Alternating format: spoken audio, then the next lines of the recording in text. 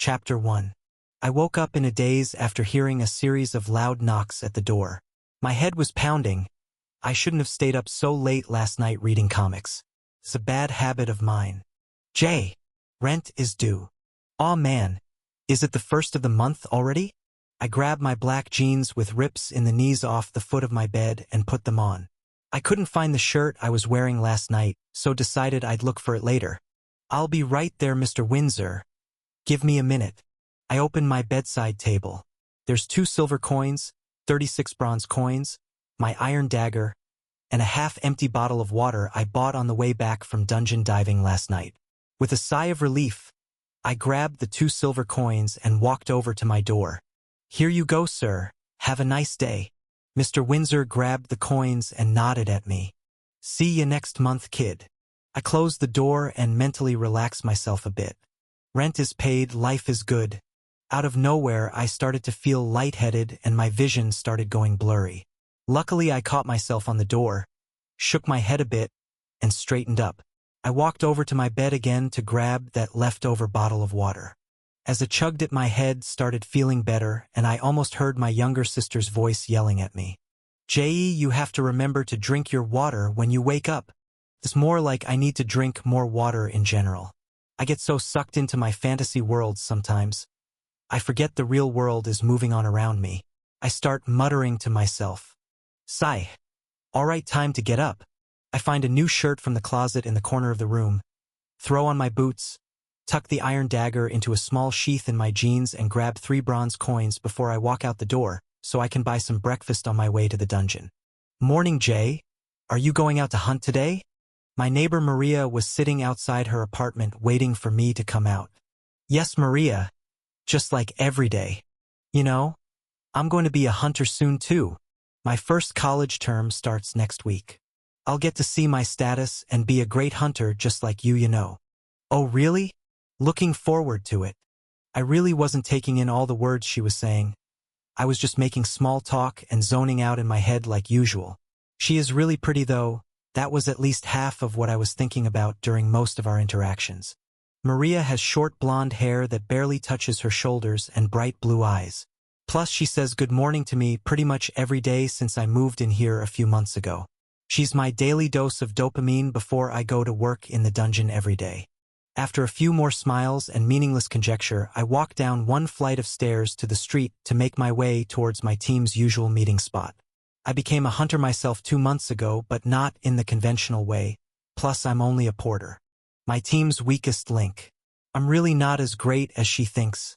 Most people become hunters when they turn 18 or 19 right after they enter college. It's pretty normal in society for students to pursue a hunter's career. Over half of the population is or was a full-time hunter at some point in their life. There's good money in selling mana crystals for the energy inside them, and also many other magical items for various reasons. Most people hunt for 2 to 4 years while they're studying in school. It never hurts to get some experience in the dungeons even if you're going to work in the corporate world. My family situation is a bit complicated. I wasn't able to go to college after high school, so I never had the opportunity to open my status early. On my 20th birthday, I decided to open my status on my own. 2 months ago, flashback story. Opening your status is what some call awakening or becoming a hunter. It's pretty straightforward. All you have to do is kill a monster in a dungeon and your status will be revealed. If you're not awakened yet, it's common practice to go with an experienced party the first time. I woke up on my 20th birthday and decided to do just that. I walked to a dungeon about 3 kilometers from my old apartment and paid a party of 5-10 bronze each to help me out. Out of pocket, it was 50 bronze in total. Half a silver coin is a lot for me, but I thought of it as an investment worthwhile. Other than the money, I came completely unprepared. Thankfully, the party leader lent me his old dagger. I went to a dungeon called the Alpine Square Dungeon. It got the nickname Starter Dungeon or the Alpine Square Starter Dungeon because it only has goblins. Goblins are some of the weakest monsters. They can be defeated by most normal people without awakened abilities if they have a good weapon.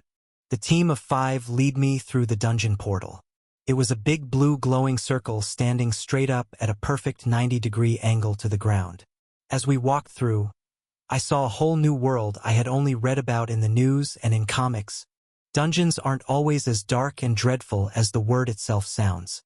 Dungeons are just the name the government decided to give to the occurrence of pocket worlds popping up. The first occurrence was over 80 years ago.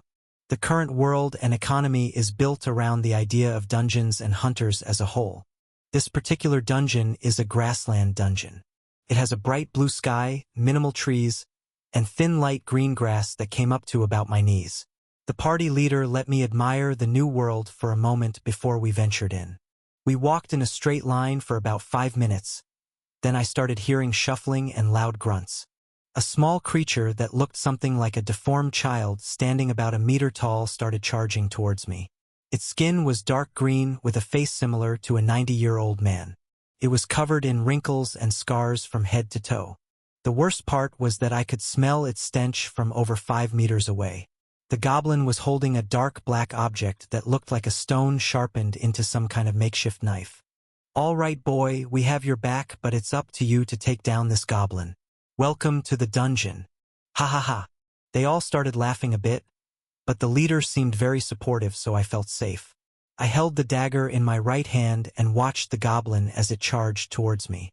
I mumbled, 5 meters. 3 meters. It's here. With my eyes wide, I decided to strike its disgusting-looking face and quickly lunged in towards the opposite side of its knife hand. It let out a loud squeal as my dagger pierced its right eye and the monster started gushing blood. Came at me again without hesitation. The same move, just a simple charge. I went for its face a second time and had a direct hit followed by quickly jumping out of the way. With 2 successful attacks, I felt confident that I could defeat this goblin without a scratch. I looked at the little green creature as it started sprinting towards me again. To my surprise, this time it grabbed its knife with 2 hands in the middle of its body. I was thrown off guard, so I just jumped out of the way as fast as I could and fell on the ground, tripping over my own feet. The goblin turned and gave a menacing stare. It sprinted towards me again while I had nowhere to go. I couldn't get up in time, so I decided to take his attack full on.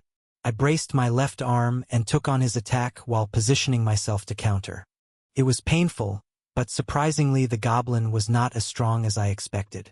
It made a small gash in my arm, but at the same time I managed to stab it in the neck. It squealed a bit, but within seconds it went limp and fell to the floor. Nice job, kid. 3 hits. That's not bad for your first time. He clapped a few times and walked over to me. I then heard a loud sound ring from inside my head. Status open.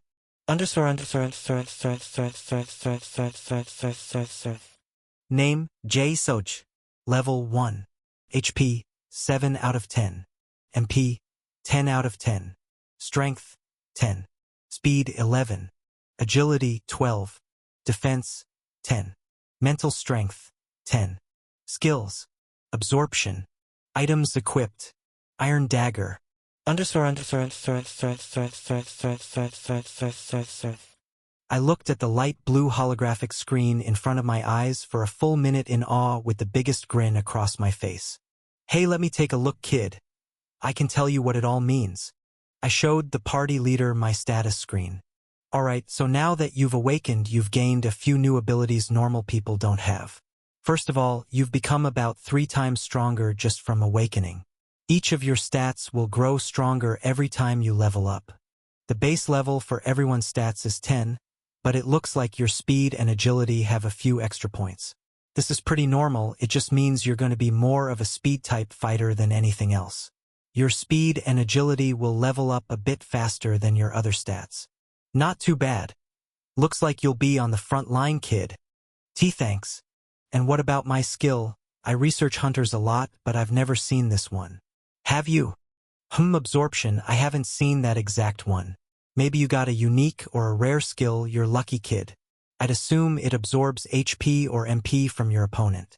There's some gear and magic items that can do that too, but it's nice you have a skill for it so you won't have to spend any money for those abilities. I'd be happy to have a skill like that. I'm sure guilds will be all over you in a few months. True. Well, thank you again. For another 5 minutes, I kept staring at my status screen until I heard the grass moving. Right in front of my eyes was another goblin. I went into full attack mode immediately. I lunged at it before it could even react and I cut it down in 2 slashes. Level up.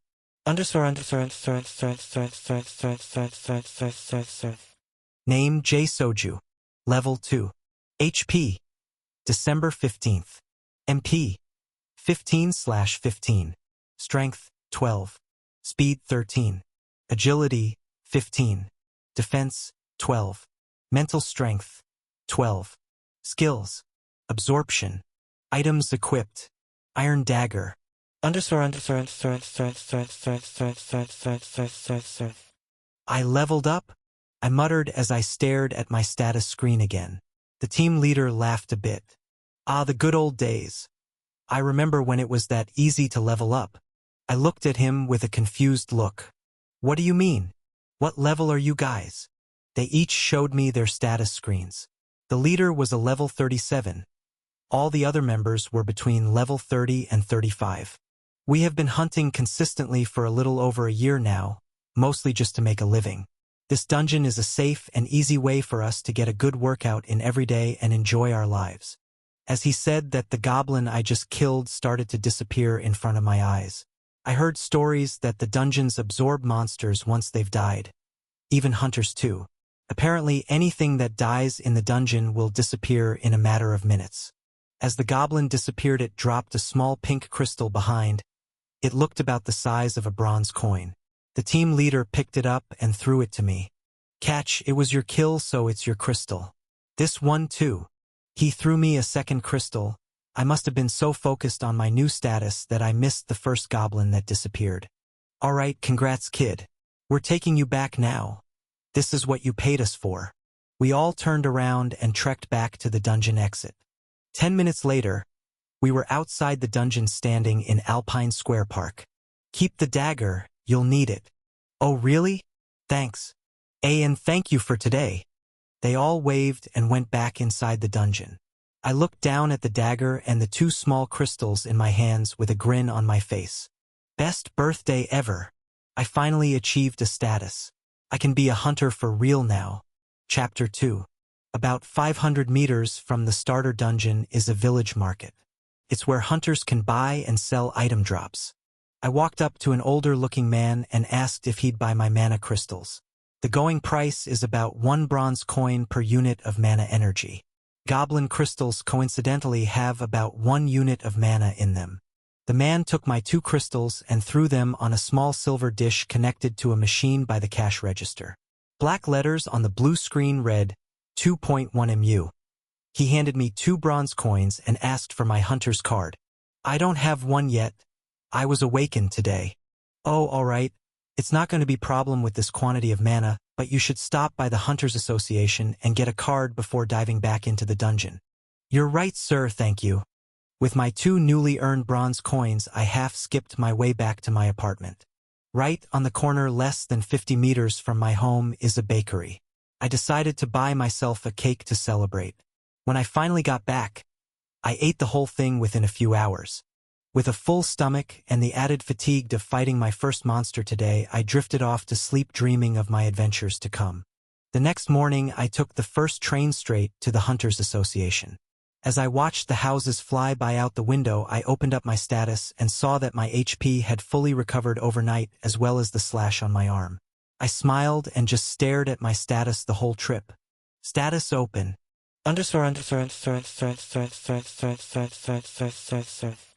Name J Soju. Level 2. HP. 15/15. MP. 15/15. Strength, 12. Speed, 13. Agility, 15. Defense, 12. Mental strength, 12. Skills. Absorption. Items equipped. Iron dagger.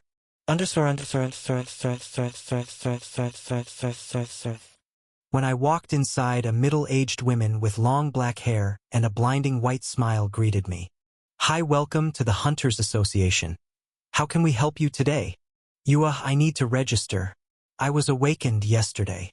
Alright, perfect, come this way. I followed her to a small booth area where she immediately said, smile, and took my picture. She said, asked me to open my status, so I showed her. She glanced at it quickly and wrote my name followed by my level in a notepad with many other names in it. All right. Thank you for coming in today. Please wait 5 minutes for me. Okay. She went into a back room for a few minutes. I waited patiently. The woman came back out with that same blinding white smile on her face and gave me a small card.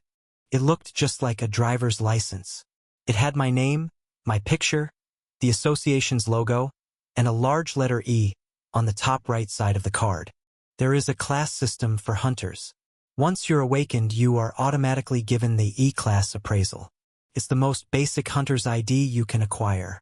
I looked at it bright-eyed. Thank you very much. My pleasure. Have a nice day, sir. You're welcome to come back anytime.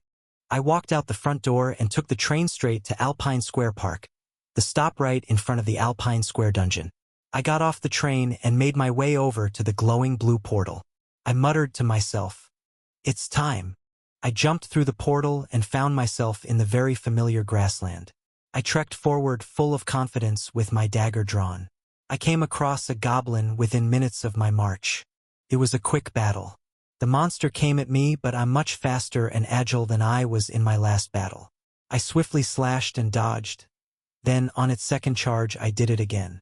Easy. Bring it on. I waited about a minute and a half, catching my breath while waiting for the mana crystal to appear. I grabbed the crystal and shoved it in my back pocket. By then, I heard another goblin sound 20 meters to my left.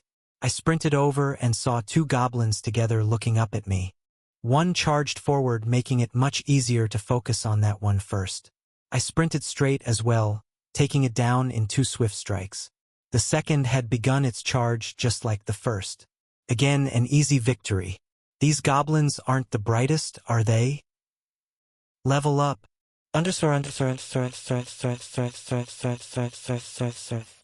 Name, J. Soj. Level 3. HP. 20/20. MP 20/20. Strength. 15. Speed. 16. Agility. 18. Defense. 14. Mental strength. 15. Skills. Absorption. Items equipped. Iron dagger.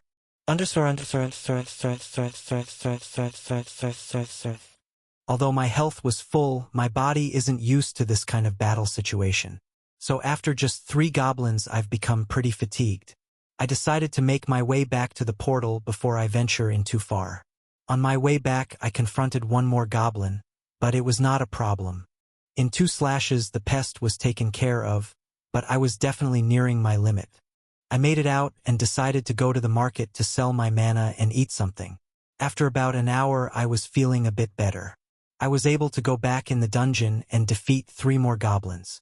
I didn't level up again, but I gained a lot of experience towards my future levels and fighting in the field. I got home that day and sprawled out on my bed in exhaustion. I didn't realize hunting was so tiring. I decided my goal for tomorrow as I drifted off into blissful sleep. I need to figure out how to use my skill. The next morning, I woke up feeling as good as new. I also just remembered rent on my apartment is due in a week and a half. I either have to pay rent here or find a new place to live. It may not be a bad idea to find a place closer to the dungeon. Takes me almost an hour to walk there. I'll make sure to take a look around when I have the time. Today, I'm focusing on my skill. When I finally made my way to the Alpine Square dungeon entrance, I took a deep breath and dove in for my second day of solo exploring. I took it easy at first, defeating 2 goblins pretty quickly as a warm-up. Then again, I heard the voice ring in my head. Level up.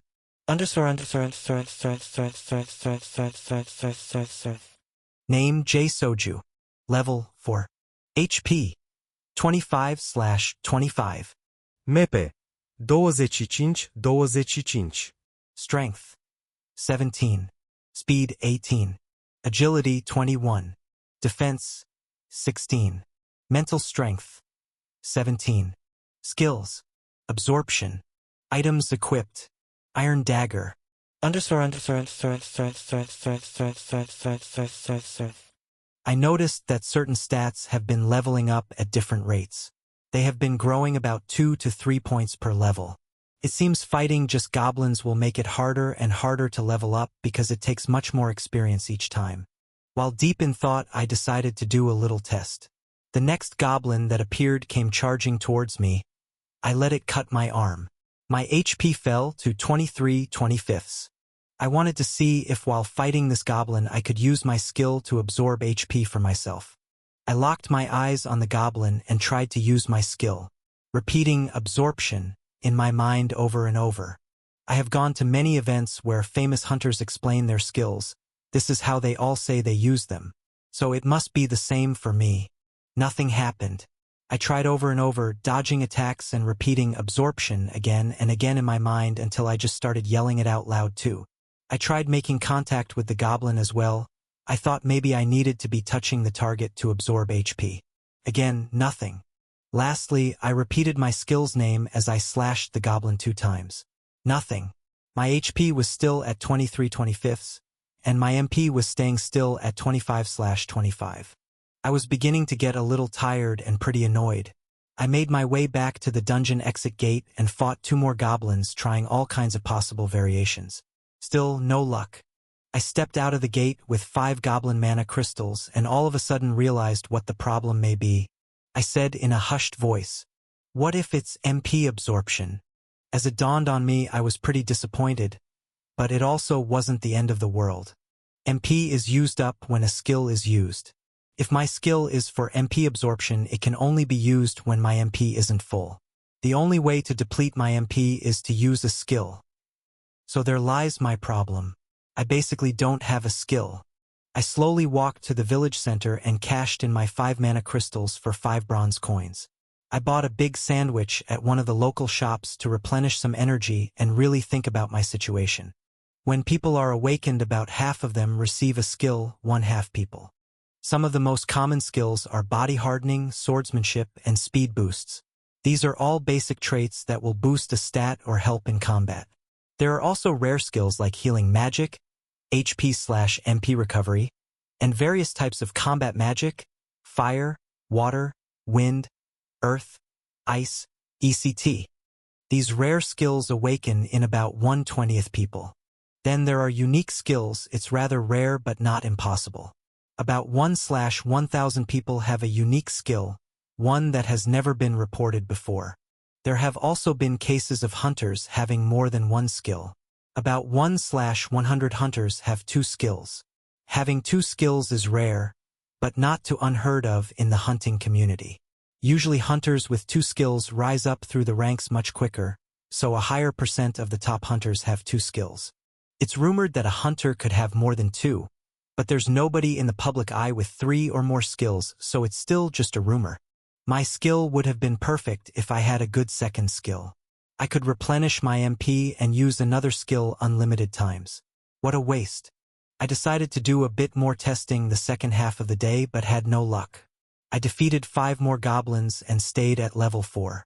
I traded my 5 mana for bronze coins and walked home. I was kind of bummed out that my skill was a bust, but there's nothing I can do about it. I just have to level up and get stronger. For the rest of the week, I dove into the dungeon every day. After 7 days straight of grinding goblins, I was able to level up 4 more times. Level up, level up, level up, level up.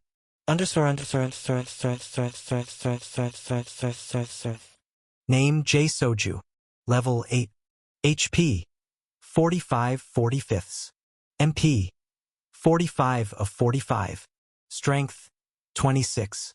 Speed 29. Agility 33. Defense 24. Mental strength 25. Skills. Absorption. Items equipped. Iron dagger.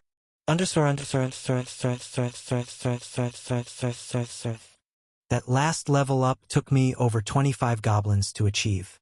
I am definitely getting stronger, and I'm able to stay in the dungeon to fight for much longer as well. I can defeat most goblins in 1 slash, but it's getting harder and harder to level up each time. Also, my walk to and from the dungeon every morning and night is really starting to get to be a hassle. I think it's a good idea to move in to an apartment closer to the dungeon and the village center. Over the next week, I continued hunting every day and moved into a new apartment managed by an old man named Mr. Windsor. He seemed nice, but for some reason was never in a good mood. Rent here is 2 silver coins a month. If I hunt and save about 7 bronze coins a day, 210 in 30 days, everything over that will be profit. It's a bit more pricey than my old place, but it's definitely worth it. I can easily survive on 5 to 10 bronze a day for meals. I just hope I don't need much new gear. If I can make 15 to 20 bronze a day on average, I should be fine. Now that I live close to the dungeon, life is a bit easier, but my level has only gone up by 2 during this full week of hunting. Open status.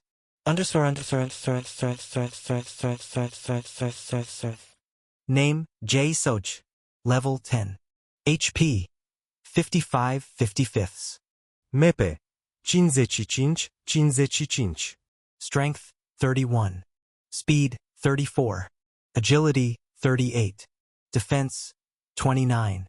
Mental strength, 30. Skills. Absorption. Items equipped. Iron dagger.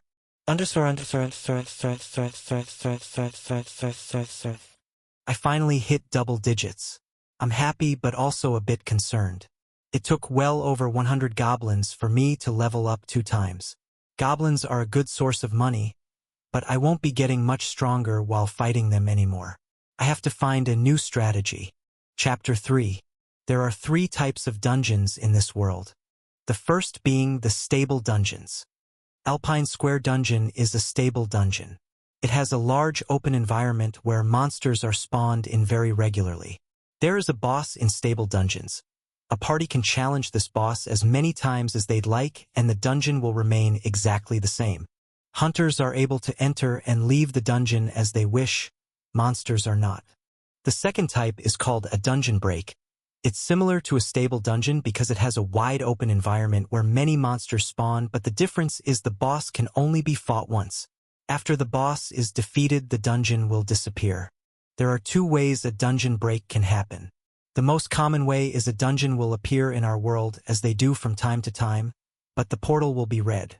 This indicates it is a different type of dungeon. Once hunters enter, both hunters and monsters are able to enter and leave as they wish. Keeping the safety of citizens in mind, it is a top priority to defeat the boss and clear these dungeons as fast as possible. A less common occurrence is when a stable dungeon turns into a dungeon break. When this happens, the monsters are able to wander out into our world. The same urgency applies here. Hunters swarm to defeat the final boss during dungeon breaks because often there are much better item drops. Lastly, the third dungeon is called a labyrinth dungeon. It appears as a green portal. Only hunters are able to move in and out of this dungeon. Labyrinth dungeons are a series of stable dungeons, stacked together to create a maze of dungeons. Once you start a labyrinth dungeon, the only way to the next floor or next dungeon is by defeating the one before it. After each boss battle, you are allowed to enter white portals that bring you to the next floor. The only way back is by following your footsteps. You're able to retreat, and on the way back you do not have to refight the boss battles. They do spawn in, but if you can avoid them, it's simple to make it back to the outside world in one piece. Some labyrinth dungeons have been said to have over 100 floors. Others have been reported having 10 to 15. They are really a mystery. All we know is the difficulty of monster gets higher the farther you travel in. If you can defeat the final floor, the labyrinth dungeon is cleared and disappears. This is the rarest dungeon type.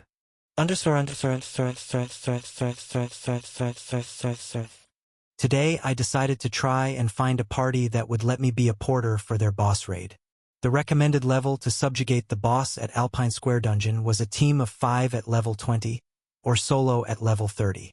I am not strong enough to fight the boss myself, but as a porter I'll be able to gain some EXP and also study the boss's movements for future battles. After standing around in the village market for about 30 minutes, I finally found a team looking for a porter. Yeah, we'll do 25 bronze for the day, carry our bag, and stay out of the way. We're going in for 6 hours, we'll fight the boss twice. You up for it? Why yes, I'm in. I followed the leader out of the market with the rest of the team. He didn't look much older than me. We looked about the same height too, around 180 centimeters. He carried a long silver sword and walked very confidently. You know, I hit level 26 last night. One of these days I think I'll face the boss solo. My swordsmanship skill is getting pretty refined. Some of the other team members grinned a bit. A bigger guy in the back of the party that looked like their tank said, Yeah, boss. We're all over level 20 as well. We could take a crack at the boss solo too pretty soon. I bet we would gain a lot more EXP instead of splitting it 5 ways each time. With my body hardening, I'm able to take more hits than all of you. The boss will be a piece of cake once I gain a few more levels. Then a thin woman with long brown hair standing next to the tank said, Maybe in a few months we need more levels before we can try anything that stupid. Leader, I don't know why we have to hire a porter every time though. They just leech off our EXP every battle. We would level up much faster without one. Well, would you like to carry our gear? The team leader pointed at me carrying their oversized bag filled with food and random gear they probably will never use. The women just rolled her eyes. The last member of the party chuckled a bit but didn't say a word. He was about 160 centimeters with short messy blonde hair. He carried 2 silver daggers. He must be their speed type. He looks like a skilled fighter. They fight in a team of 4 plus me the porter, so 5. 1 tank, 1 swordsman, 1 speed type that uses daggers, and a mage. I overheard the women talking about magic before we left, but I don't know her skill exactly. I'm going to assume she has a rare magic skill. This will be my first time witnessing a team fight. Also, it's my first time raiding a final boss. I'm both excited and nervous. After we entered the dungeon, we followed the team leader with the sword deep into the dungeon. We have been walking for well over an hour. Whenever goblins come anywhere near our team, someone finishes them off in one blow. I was caught off guard when the woman raised both her hands in front of herself and let out a massive blast of fire.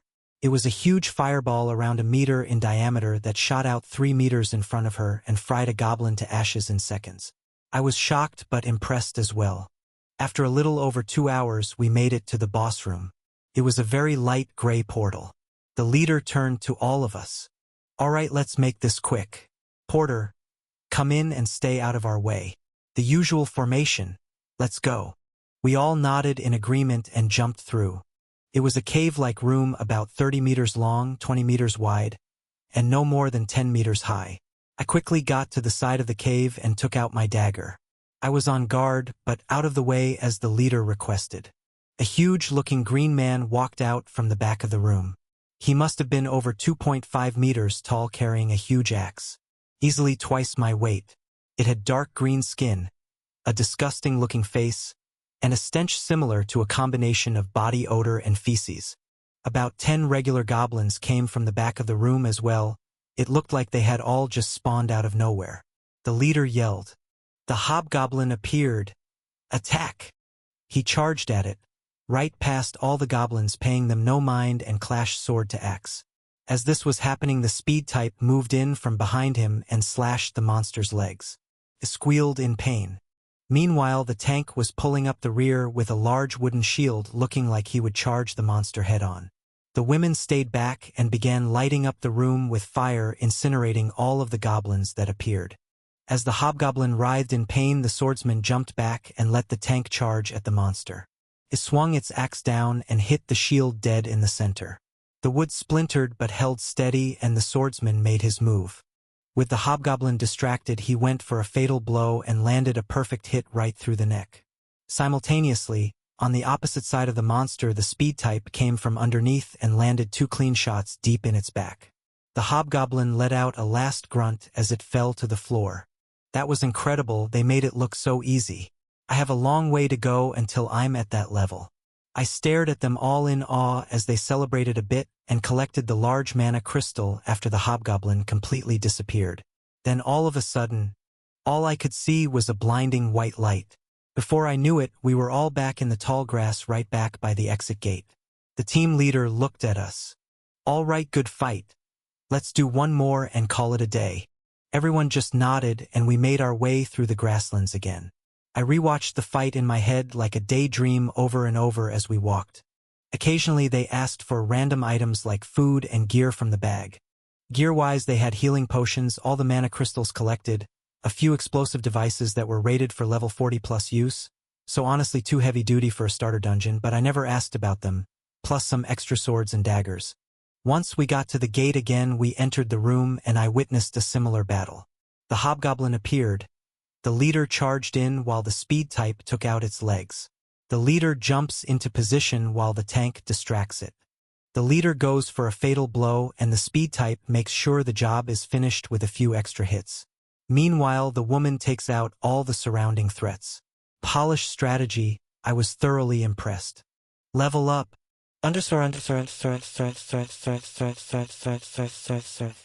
Name, J. Soj. Level 11. HP, 60/60ths. Mepe, 60/60. Strength, 33.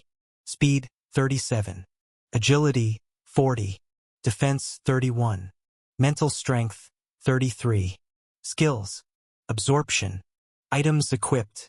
Iron dagger.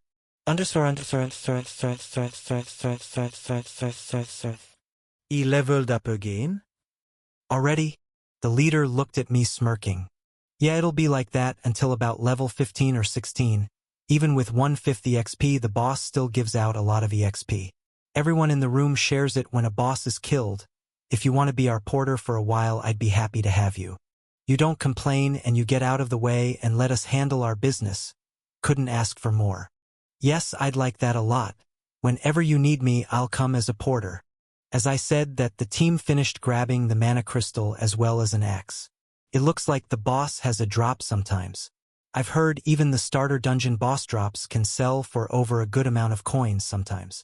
That axe must has some kind of stat boost. I was curious but decided not to pry. We were transported back to the dungeon exit. As I stepped out of the portal, the team leader handed me 25 bronze coins. 25 a day work for you? We can keep it at that rate. Yes, perfect. Great. We'll meet you at the village market around 8 a.m. tomorrow. Welcome to the team porter. We parted ways and I made my way home for the day. I didn't do much fighting, but I was exhausted. I thought to myself with a grin on my face as I walked up the steps to my apartment. The boss room gives so much EXP. I'll be a level 20 like them in no time. I heard a soft high-pitched voice. Did you have a good hunt today? It was a young girl, maybe 18 years old, with really bright blue eyes. My name is Maria. I saw you just moved in next door. Welcome to the block. She smiled and bobbed her head back and forth with closed eyes. Thanks, yeah, it was a good hunt. My name is Jay. Thanks for the welcome. She blushed a bit, but I hardly noticed. I was really exhausted to my limit. Looks like you're tired from a long day at work. Well, rest up. I'll see you tomorrow. Yeah, you're right. Okay. See ya. With that pleasant but awkward greeting over with, I opened my door, took off my boots, threw my shirt on the ground, and took a shower before going to bed early. I woke up the next morning refreshed and pretty excited for my second day of work as a porter. I met the team at the market around 8 a.m. and we ventured off to the dungeon to do it all again. Chapter 4. Present day. It's been 6 weeks since I took the job as porter on a team of 4 diving into the Alpine Square starter dungeon. I've learned a lot, gained a good amount of EXP, but the one thing I'm lacking is money. I just paid my rent, 2 silver coins, and took 3 bronze coins to grab breakfast on the way to work. All I have left in my drawer back home in 33 bronze coins. I'm living a simple life, eating good food, diving into the dungeon, sleeping, and doing it all over again every day. My only goal at the moment is to learn more and get stronger, but to be honest, I've plateaued. Open status.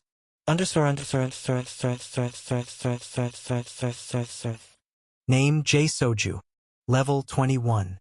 HP 110/110. Mepe, 110/110. Strength 56. Speed 63. Agility 67. Defense 52. Mental strength 57. Skills. Absorption. Items equipped. Iron dagger.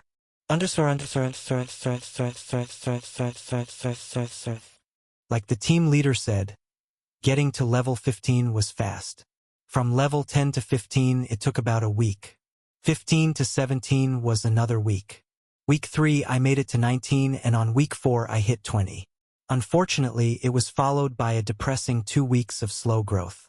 At the end of week 6 I hit level 21. I've been standing in the back watching the party fight the boss this whole time. Occasionally I've been helping to defeat the goblins in the boss room while the team takes care of the real threat. I feel like I've learned everything I can from this team, and it's time to move on soon. I just need to find the right time to tell the leader.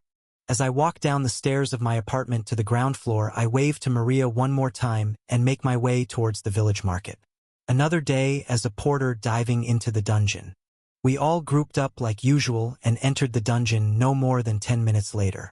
We made our usual trek through the tall grass today, fighting off the occasional goblin. Today we made pretty good time, under 2 hours for sure. The leader looked pretty happy with us. Let's get this done quick today. It's the first of the month. I'm feeling lucky. The woman spoke up. Hey boss, isn't the portal a little darker than usual today? I noticed that as well, but decided not to comment. It was a couple shades of gray darker than usual. The leader laughed. Looks fine to me. What are we going to do about it anyway? We all just shrugged and entered the boss room. It felt a bit eerie today, almost like we were being watched from all sides. From the back of the room, a huge dark green figure appeared. It was so dark it almost looked black. The stench was worse than anything I'd ever smelled, and its eyes were a deep red color. It felt like with each glare it was slicing into our souls. It towered over us. This hobgoblin was over 4 meters tall. It carried a long silver sword and grinned at us like we were its prey. It's a mutant, the leader yelled, and the whole team got information. My usual duties were to eliminate any smaller threats, but there were none today. It was just us and this demonic creature. I stood by the wall and kept my eyes locked on the mutant. I've heard stories about mutant monsters before, but never saw one for myself until now. It's said that very rarely a mutant monster can spawn in a dungeon, or even as a boss monster. All of their stats are increased considerably, but the loot drop is also much more valuable. In our case, the only thing that mattered right now was survival. The mutant let out a loud battle cry and charged towards the team of 4. The leader yelled, and they all split off into their usual attack formation. The leader clashed swords with the mutant but was overpowered instantly. His sword was flung from his hands and he fell to the floor in front of the boss. This gave the speed type enough time to slash both the monster's legs. It barely reacted. The dagger's cuts were not deep enough to do any significant damage. The mutant was still focused on the swordsman. It raised its sword and made a mighty thrust down towards the leader. The tank jumped in at the last moment and threw his shield and himself in front of the attack. The massive sword broke the shield right down the center and the tank was sliced clean in half as well, right in front of our eyes. Time stopped for a moment. The whole team froze, realizing the situation we were all actually in right now. The mutant didn't flinch. It used its right foot to step on the leader's legs and finished him off with one slice of the sword before our eyes. The woman screamed and ran at the mutant with fists full of fire. The monster took 4 consecutive blasts of fire from her before it unexpectedly attacking directly through the flames and impaled her on the spot with no remorse. She was killed almost instantly. Lastly, the speed type was in mid-air going for a double dagger attack on the mutant's neck. His attack landed, the mutant screeched a bit and started bleeding, but it was far from a fatal blow. With unexpected speed and force, the mutant shook off the last fighter, leaving the 2 daggers deep in its neck. The mutant took up its sword and faced off with the remaining fighter. He was weaponless and wide open for attack. The mutant lunged at him, he dodged and jumped high out of the way. Within a split second, the mutant lunged even further forward to use the wall in front of it to switch directions quick enough that the fighter was still in midair. There was nowhere for him to run. Against a sword-wielding demon like this, it was over in a flash. Then there was me. Witnessing all of this, I was shocked beyond belief. The team that I had watched for over a month defeat boss after boss with a flawless strategy was destroyed in front of my eyes in a matter of seconds. The mutant turned its head towards me. I was petrified, but I knew I had to think fast. I muttered, "Think, Jay. Think. Think." Then I yelled to myself, "Think of something. You can't die like this." The mutant reacted to my big mouth and drew its sword. I threw the big team bag on the ground in front of me and ripped it open with my dagger. Mana crystals fell out, swords clanged on the ground. An extra dagger rolled to my left foot. Then 3 rectangular explosive charges fell next to my right. This is it, my only chance. I set my dagger on my waist and grabbed all 3 charges. 2 in my left hand, 1 in my right. I remember back to one time our team leader talked about these charges. If you throw them at a target hard enough, it's enough to set them off. They're rated for LV40, meaning it can kill a monster that an average level 40 hunter would have an even fight with. In theory, it was pretty dangerous carrying them around, but apparently they're pretty hard to set off by accident. The mutant was still just glaring at me with its sword drawn, waiting for me to make the first move. It was about 20 meters in front of me. I decided to make my move and sprinted to the right. I did not want to get pinned against the wall. I decided fighting out in the open would be a much better move. The mutant reacted and followed my movements with its deep red eyes while quickly moving towards me. I locked my eyes on its torso while tracking the sword, trying to guess its trajectory. The beast was 10 meters away now and not showing any signs of slowing down. Again, time felt like it had slowed down almost to a halt. The mutant was just over 5 meters from me. This is the only chance I'll get. I threw the charge directly at the mutant. It recognized my attack and almost stopped in its tracks. My eyes went wide as it swerved to my left almost instantly. The charge exploded the moment it made impact with the ground and blew chunks of rocks everywhere. I was hit by a huge chunk of stone in the gut, and another sliced open my right leg. It hurt, but I couldn't think about it because in my peripherals I saw the mutant coming towards me on the left. Avoiding the blast as best it could and wielding its sword angrily, the mutant stared me down. The only thing I could think of was to throw the 2 remaining charges with my left hand. That's all I had time to do. If I threw them directly at the monster, it would dodge again and I'm as good at dead. The next half a second felt like hours had gone by. My brain was working harder right now than it ever had in my life. Every moment of the last 2 months flashed before my eyes. I needed to find the answer. Then, all of a sudden it seemed so clear. I turned my head to look the mutant in the eyes. I threw the 2 charges at the ceiling above me while making a full 180-degree turn to sprint away from the danger zone. The mutant followed after me, eyes locked on its prey just under 5 meters behind me. 1 second later I heard it. Boom! The 2 charges went off, destroying a massive stalactite cluster hanging from the ceiling. I turned my head one more time as I ran, watching over a dozen 2 to 3 meter rock spears fall directly onto the mutant. One perfectly pierced its skull. It fell to the ground as 6 others pierced its back. Grua! I heard it cry from under the rubble. Then silence. After about 10 seconds the rubble started to move again. My heart skipped a beat, but then it stopped moments later. I heard a familiar ringing in my head. Level up! Level up! Level up! Level up! Level up! I went to open my status, but a similar blue light was floating over the rubble where the monster fell. In light blue letters, a message that looked like my status window read, "Use absorption. Skill swordsmanship." Yes. No. Exhausted and dazed from the trial I just went through, I clicked yes. Without hesitation, not thinking much of it. The letters disappeared and I almost dropped to my knees. The mutant disappeared and a large mana crystal popped up out of the rubble along with a long shining silver sword. I thought to myself, I'll have to get this checked out at the market, as a white light transported me back to the dungeon entrance. I stood there covered in blood, admiring the mana crystal in my left hand and a long silver sword in my right. I took a deep breath in and out, then checked my status. Status open.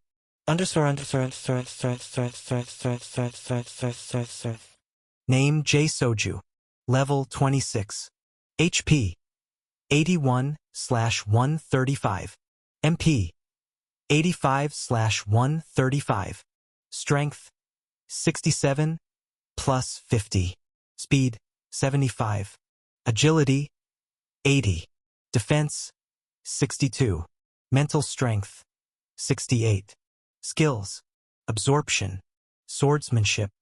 Items equipped: iron dagger, stainless steel long sword, plus 50 strength. Chapter 5. I slowly walked home, thinking about the last few hours in my head over and over like it was a dream.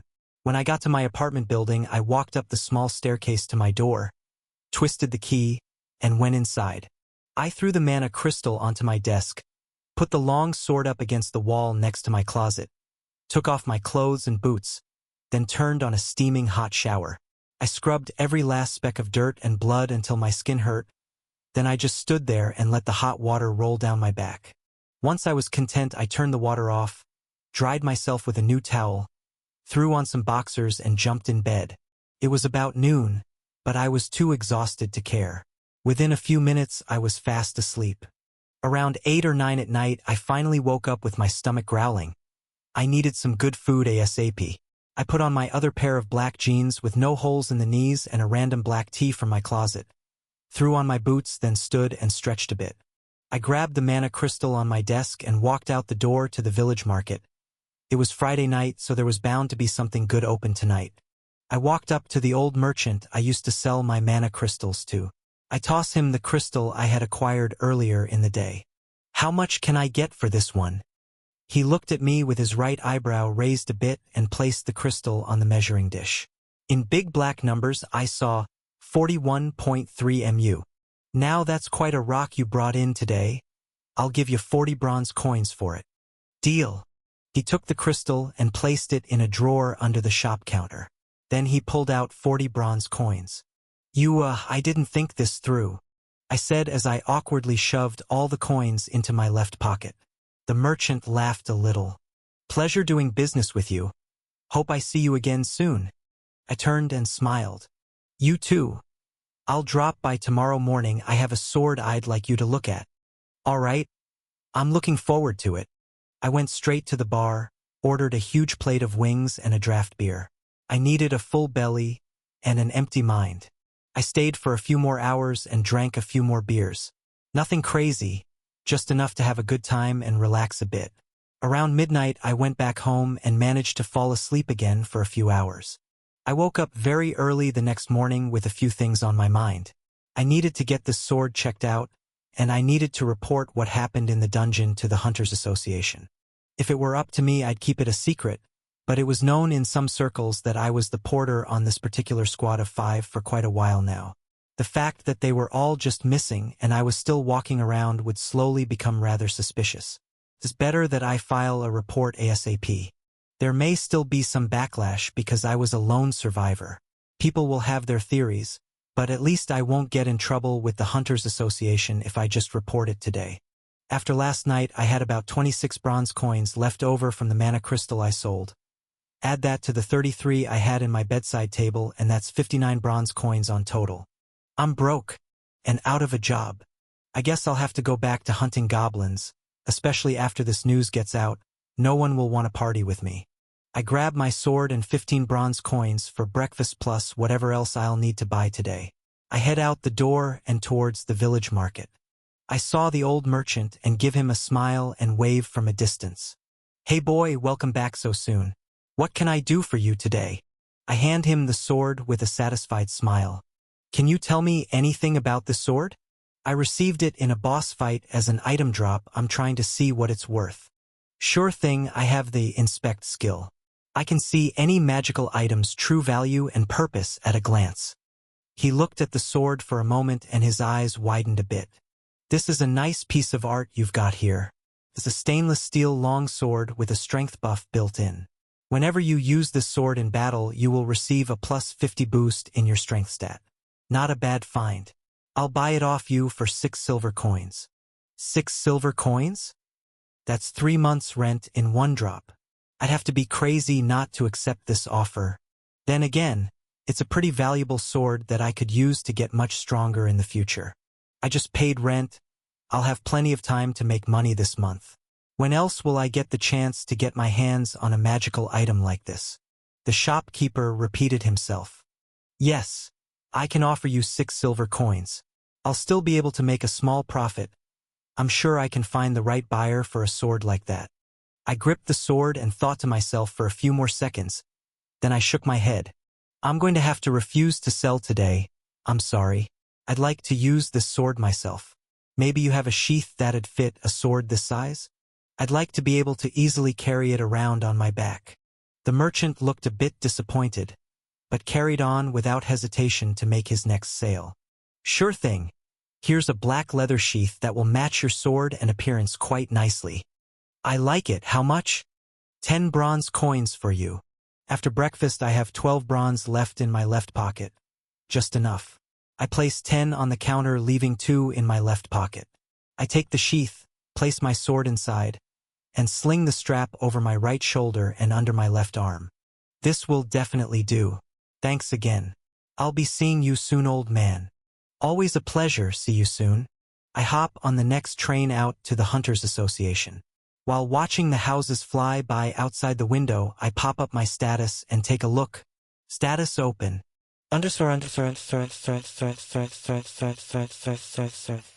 Name, J. Soj. Level 26. HP.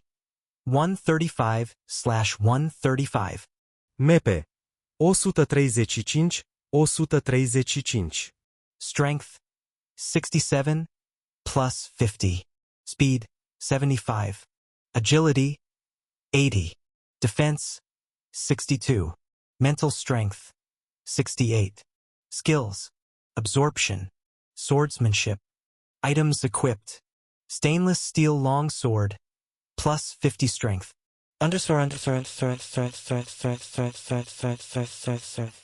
Alright, so that plus 50 makes sense now. It's thanks to my new sword. But this new skill. Wait, it really wasn't a dream. My absorption skill. It really allows me to absorb a monster skill once I defeat it. I just didn't realize until now because I'd been fighting goblins with no skills to take. All my tests were useless because I was just testing for the wrong thing. I shook with excitement but also some nerves. This whole situation has its ups and downs. It's good, because I finally have a skill that'll be useful for fighting swordsmanship.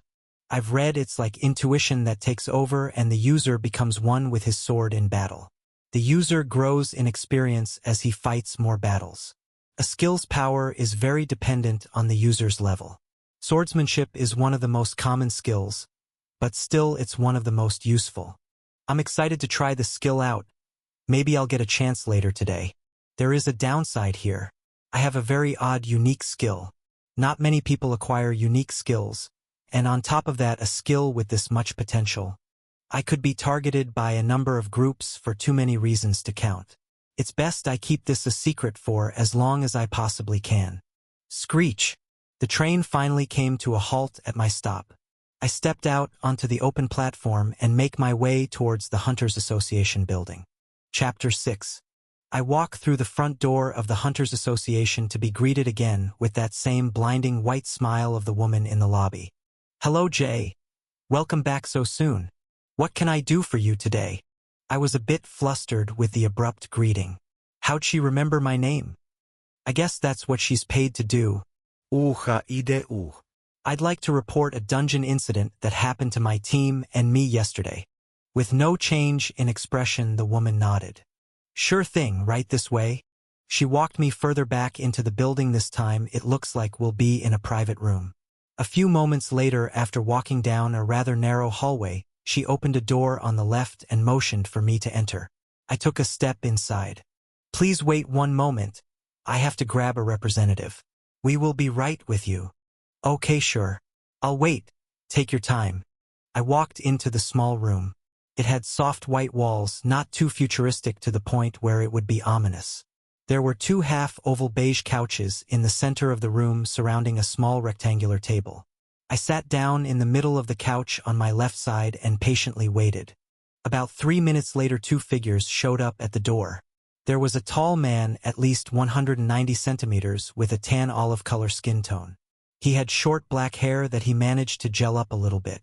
He wore a black suit, with a white undershirt, no tie, and rather shiny black shoes. He pushed his thin, framed black glasses up to his eyes and greeted me with a weak smile. His partner was a small woman, no more than 150 centimeters tall, with a cool white skin tone. She had bright green hair and green eyes to match it. The hair was very thick and wavy. It was put up in two ponytails that made right angles, basically shooting straight off either side of her head. It must be the contrast from the white walls or just the unique shape, but her hair was like nothing I'd ever seen. It really caught me off guard. She was wearing a small black suit and white undershirt as well to match the man, but it looked a little silly on her. The man opened his mouth to speak. "Welcome to the Hunters Association, J. E-Class Hunter. My name is Mr. Reynard, and this is my partner, Ms. Sotoro." She immediately interjected. "You can call me Abby. It's short for Abigail. Abigail Sotoro. Nice to meet you." She smiled wide, closed her eyes and bobbed her head back and forth and swung her legs a bit, hitting the couch a few times until the man spoke again. "We are D-Class Hunters, representatives at the Hunters Association to file a report you've requested. Please explain to us what happened." He looked at me with a bored look on his face and took out a notepad with a pen. Abby just sat there staring at me, bobbing her head a little. Yes, I nervously retold the entire story as well as I could remember. I intentionally left out the part about my skill. I just hope they don't end up asking about my skills in the end, because I didn't mention using anything but those explosive charges. Plus, I walked in here with a huge sword on my back. The man's expression did not change at all as he noted everything he could on his pad. The woman was a bit more serious now, and looked up at her partner and back at me a few times. It was silent in the room aside from a few pen strokes and Abby's feet hitting the bottom of the couch every once in a while with the erratic swinging of the legs. My mind raced a bit, just going over everything that happened in the last 5 minutes. Then I got stuck to one sentence the man said when he entered the room. "We're D-Class Hunters. They must be really strong." The class system works in a pretty interesting way. There are 5 main hunter classes. The first is E-Class, the class I'm currently a part of. When you're first awakened, you are assigned an E-Class rating. You're stronger than the average human, but still weak if the eyes of top-class monsters and hunters alike. The first stage of E-Class is making it past level 20. Once you do that, you're a real E-Class hunter because you're able to take on the weakest bosses with a team. Even if you're not going to pursue a career in hunting and go the corporate route, which over 50% of people do, it's still recommended to get a few months in the field while studying or working to get to that level 20 status. Then once you're a real E-Class hunter, there's a few routes you can take. The first is just farming low-level monsters and bosses to make a living. It's basically the same pay and workload of a regular construction job once you get to a certain skill level. The second route you can take is joining a guild or the Hunters Association itself, the government, basically a huge guild. Around level 20 to 30 guild scouts start looking to recruit hunters with promising talent. Guilds find up and coming hunters and build teams to raid higher-level dungeons. They will usually pay you a monthly wage and supply you with basic gear. All mana and unique drops are property of the guild that sends you out on the mission, unless you've made a special contract. Most hunters' goal is to be recruited by a top guild. It's stable pay and a more reliable way to slowly level up over time. The last path to take is to build your own party or dive into dungeons solo. This is the high-risk, high-reward route. You get to choose your own hours, keep your own drops, and challenge whichever dungeons you please. It's much more dangerous without a guild's professional guidance, but some hunters always choose this route. The first step between an E-Class hunter and a D-Class hunter is a pretty big one. To get your hunter's license renewed to a D-Class certification, your level must surpass 100. There are no other requirements, you just have to reach level 100. In the first 5 years of a hunter's career, about 10% of them make it to level 100. Most quit to work a corporate job, stay at the lower difficulty E-Class starter dungeon, or get killed trying to push their limits too fast. Making it to a D-Class ranking is a pretty big deal, but not too uncommon for senior hunters to achieve. It just takes time and patience.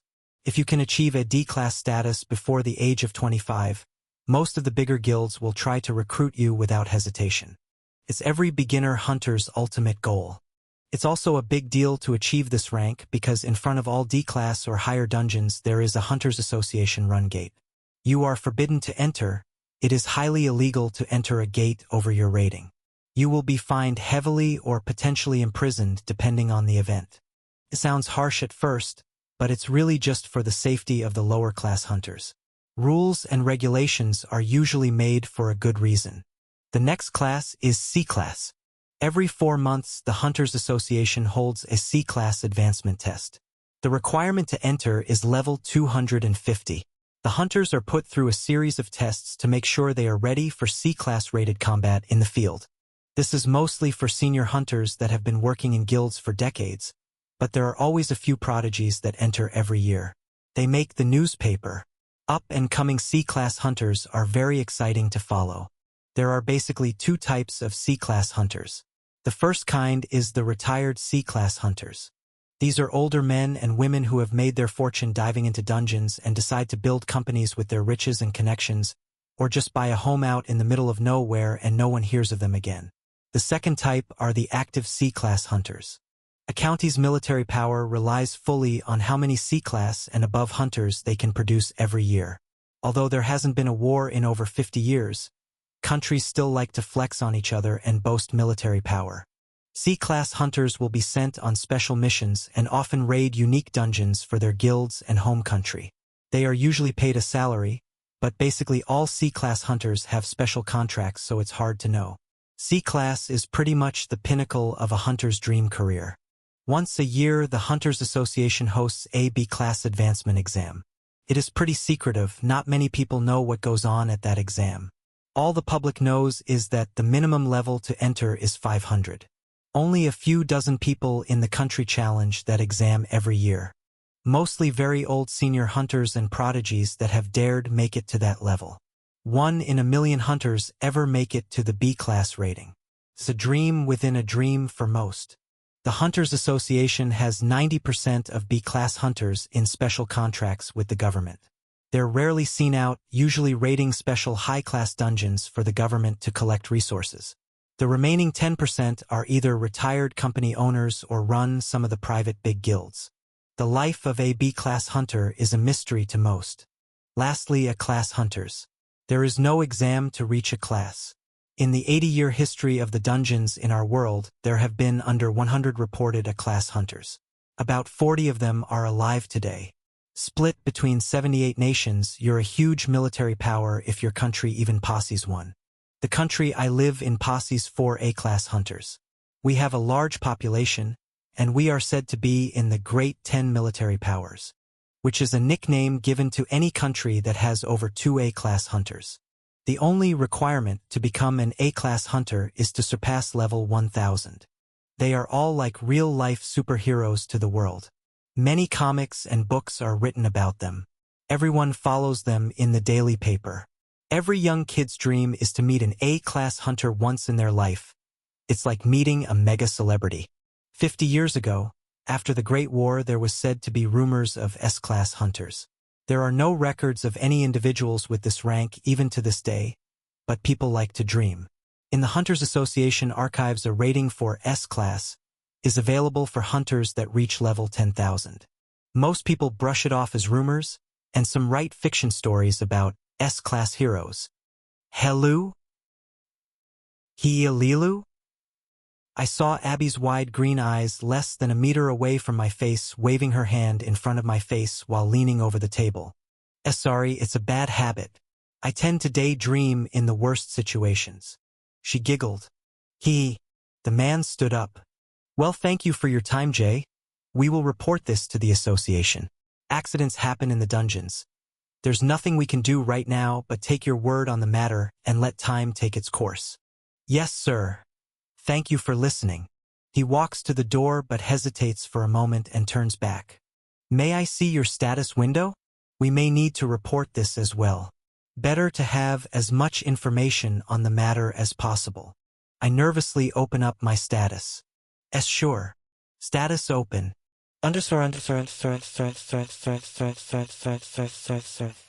Name, J. Soj. Level 26. HP. 135/135. MP. 135/135. Strength. 67 plus 50. Speed. 75. Agility. 80. Defense. 62. Mental strength. 68. Skills. absorption, swordsmanship, items equipped, stainless steel long sword, plus 50 strength.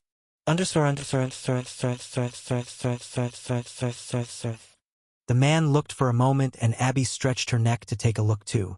Her eyes went wide. Ow, you have 2 skills too? Swordsmanship is a good one. What's the first one do? My heart stopped for a second.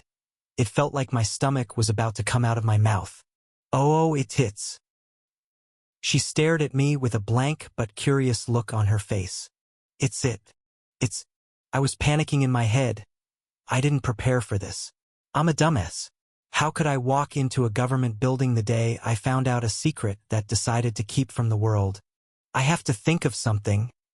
Then I thought of that first party I paid to help me awaken my status and what the leader said when he saw my skill. Of course, it's an MP absorption skill. Whenever I fight monsters, I can replenish MP to continue using my swordsmanship skill at full power. It's a neat combination, right? Abby grinned. Ooh, I like it. I like it. Jay, you should join the association.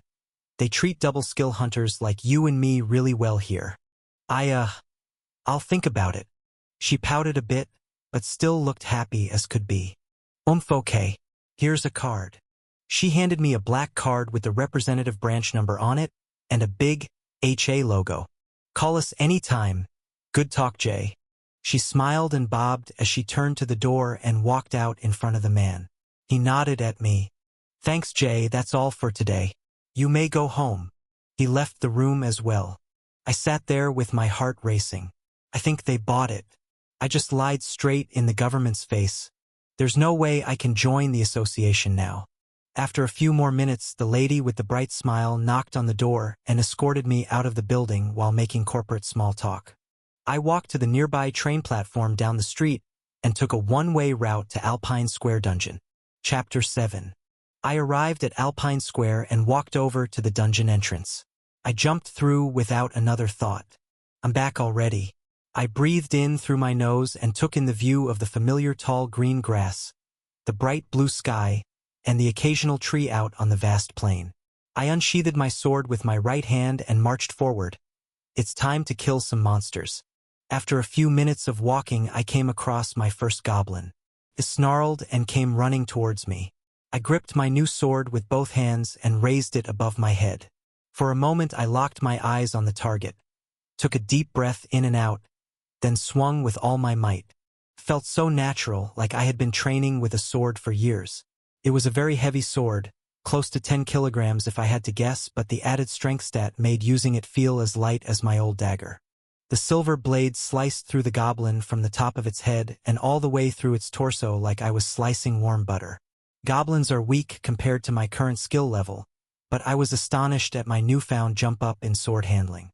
I just stood there and grinned ear to ear admiring my work.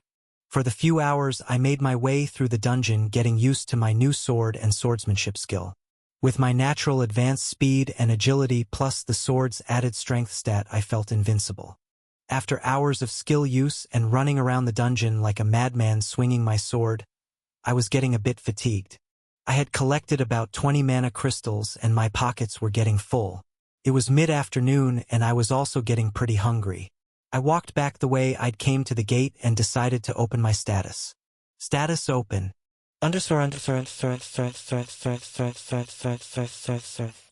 Name J Soju.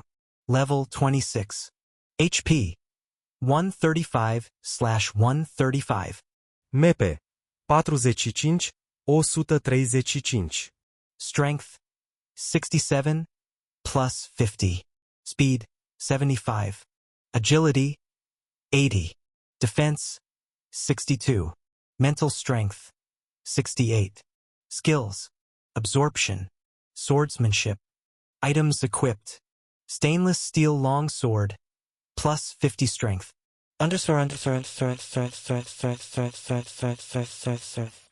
My MP dropped that much? I didn't realize it at the time, but even just from fighting goblins, it looks like using my swordsmanship skill for long periods of time drains my MP. Noted. I'll have to get used to my MP usage and keep a closer eye on it. Swordsmanship is basically a passive skill that the hunter is constantly using in battle. Some skills like battle magic use a certain amount of MP per attack. Other skills like body hardening or swordsmanship will consume MP at a lower rate, but constantly drain MP as long as you're in battle. Of course, the more intense the battle becomes, the more you will have to rely on your skill and hence, the more MP you will consume. I made it to the village market in no time and walked over to the general store with the old merchant. Welcome back so soon, Jay. What are you looking for this evening? I dug into my back pockets and dumped a small pile of mana crystals onto the counter. Looking to sell all of these. This sword is a beauty. Glad I decided to keep it for myself. I grinned and turned to the side a bit so the setting sun could reflect a bit of light off the handle of the sword at the old man. Glad you're having a good time, kid. I remember my first couple years as a hunter, haha. Just don't get into too much trouble. Stay safe out there. He took the crystals and placed them on the measuring dish. The screen read, 20.6 mu. We both nodded at each other. He took the crystals and put them under the counter, then started counting out bronze coins. 20 bronze work for you, kid? I smiled and nodded again. Yep, perfect. By the way, do you have any MP recovery potions? He handed me my bronze, then started looking around under the counter. Of course, one moment. He pulled out 3 small glass bottles with light brown corks in the tops. They were no more than 200 milliliters each and were filled with a light pink liquid that seemed to glow very dimly. Here's a couple E-class MP recovery potions. I'll sell them to you for a silver coin each. 2 silver and 75 bronze for all 3. What do you say? My eyes widened. 1 silver each? I didn't realize they were so pricey. I'll pass for today, maybe I'll buy some next week. Thanks though, old man. It's alright, see you around, Jay. Always a pleasure. I turned and walked away slowly. That was embarrassing. I couldn't have even bought one if I wanted to. Looks like I have 2 main goals this coming week. Make money and master my sword. I walked home and bought a sandwich at the corner store for 1 bronze coin on the way. I walk up my apartment building steps and see a pair of familiar blue eyes. Oh, you got a sword? Maria eyed the sword on my back as I got to the top of the stairs. She was on her tippy toes and turning her neck to get as full a view of my weapon as possible. Can I hold it? Please, Jay. I was a little thrown off guard. I mean, sure. I took the sword out of its sheath. Its silver body glimmered in last night of the setting sun.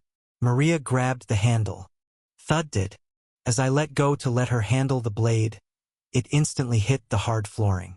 Maria looked up at me with a slightly red face trying to pry the weapon off the floor. Oops. I laughed a little and picked the sword off the ground. I forgot how heavy my own sword was. Maybe someday you'll be able to handle it. Haha. When is your awakening date with your school anyways?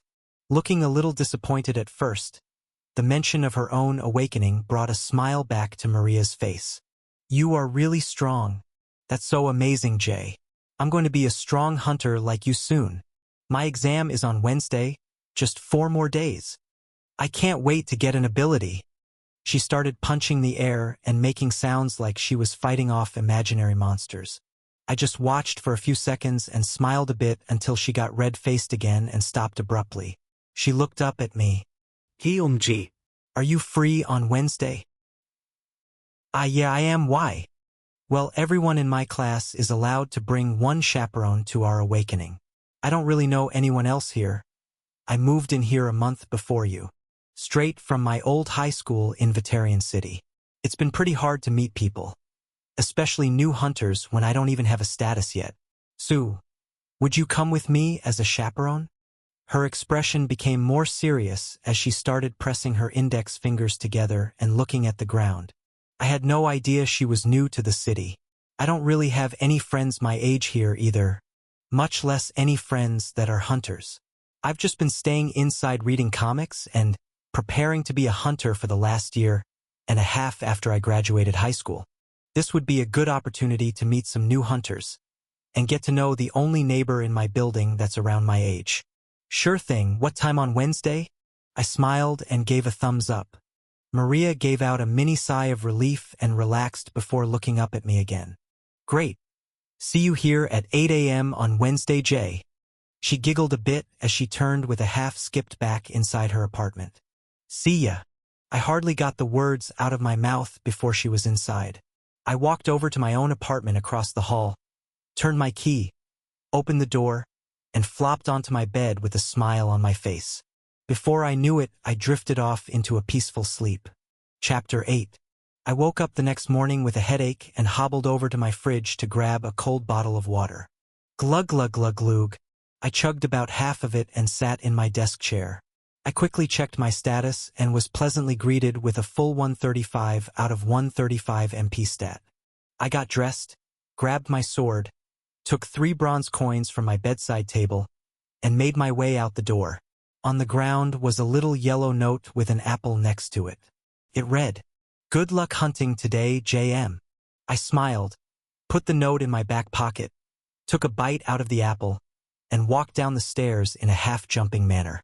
My walk to the dungeon takes no more than 5 minutes now.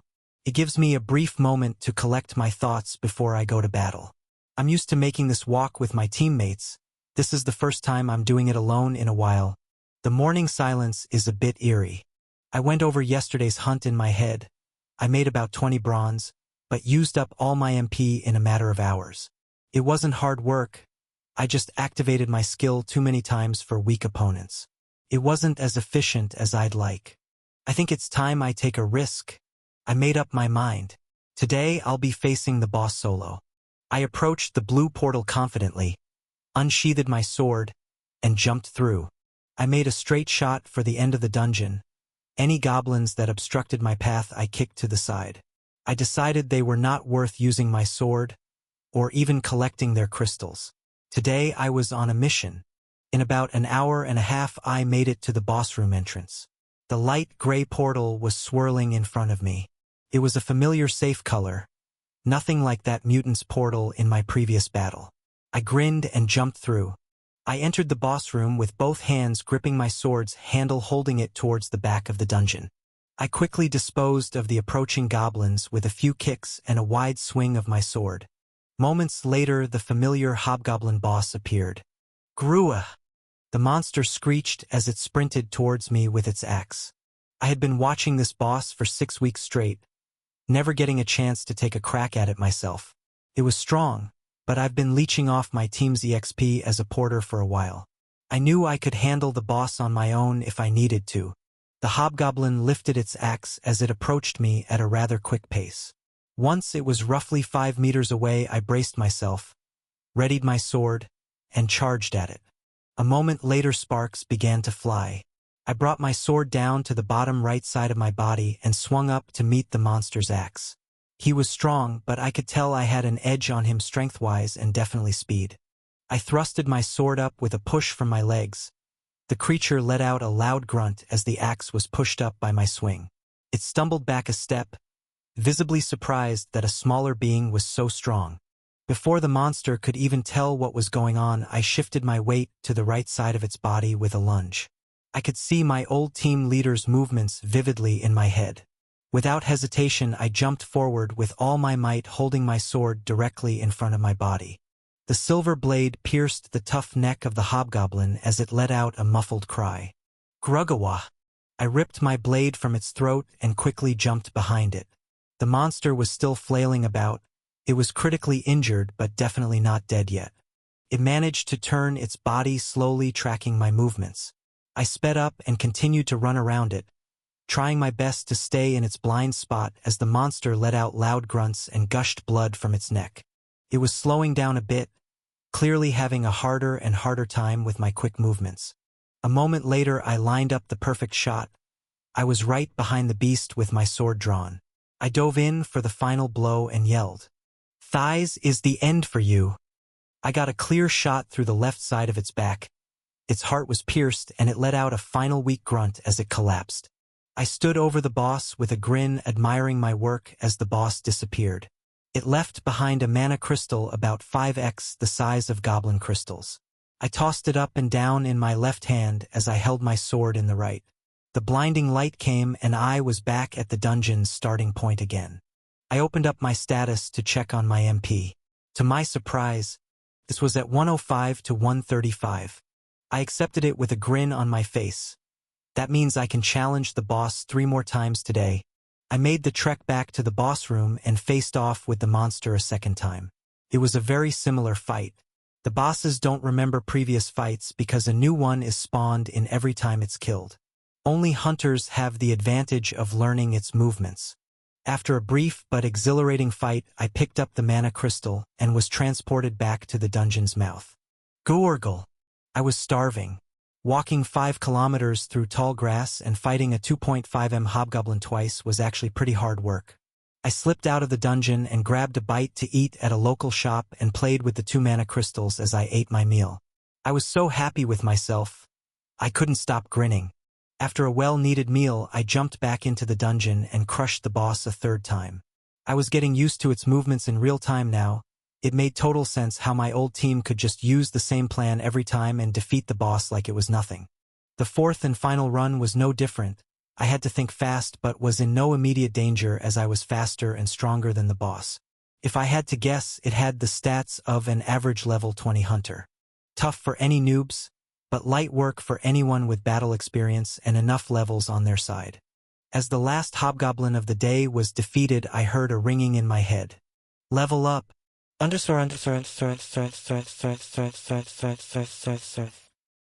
J Soju. Level 27. HP 140/140. MP 20-140. Strength 70 plus 50. Speed 78. Agility 83. Defense 64. Mental strength 70. Skills: absorption, swordsmanship. Items equipped: stainless steel long sword plus 50 strength. The last hobgoblin dropped a light pink mana crystal, and to my surprise a large axe. It had a sturdy wooden handle with a large metal blade. As I threw the mana crystal in my back left pocket, I sheathed my sword and picked up the axe. The white light came and I walked out of the dungeon with a satisfied look on my face. I leveled up and got an item drop today. Can't complain. I walked towards the village market with a smile on my face as the sun began to set behind me. A successful day of solo hunting has come to an end. Chapter 9. Hey old man, I have some loot to sell you today. What do you think about these? I set my 4 mana crystals on the counter along with the large axe with a satisfied look on my face. Looks like you were fighting the boss today. Solo? Yep, solo. It's the new sword. Definitely a good thing I didn't sell it yesterday. The merchant laughed and nodded as he placed the mana on the measuring plate and started examining the axe. The bold numbers on the mana screen read 39.8 mu. This is a nice drop, kid. It's a plus 15 strength axe. It drops from the upline boss about 1/10 encounters. Looks like you challenged him 4 times today. You got lucky. He gave me a smirk and started typing in his calculator. I'll give you a silver coin for the whole haul today. What do you say? My eyes lit up. Why, yes, deal. I shook the man's hand as he threw me a silver coin. Thanks, old man. I'll see you again soon. As I turned, he smiled and waved. No prob, kid. Hope I see you tomorrow. Today couldn't have gone any better. I grabbed a sandwich from my corner store with the 1 bronze left in my pocket on the way home because I couldn't bear to part with my new silver coin just yet. I walked up the stairs to my apartment, opened the door, set my sword next to my closet, and flopped back onto the bed admiring the shiny silver coin I just acquired. I threw it in my dresser drawer a few minutes later and ate half my sandwich in a matter of seconds. I laid back on my bed and looked at my ceiling. A full silver coin. In just 1 day of hunting. This is my new life. That grin came back on my face. I couldn't help it. Over the next 2 days, I honed my sword skills even further, diving into the dungeon repeatedly and using the boss as my training partner. I wasn't fortunate enough to get any more axe drops from my 8 total fights with the boss. However, I did manage to collect 80 bronze worth of mana crystals and level up 1 time. Status open. Name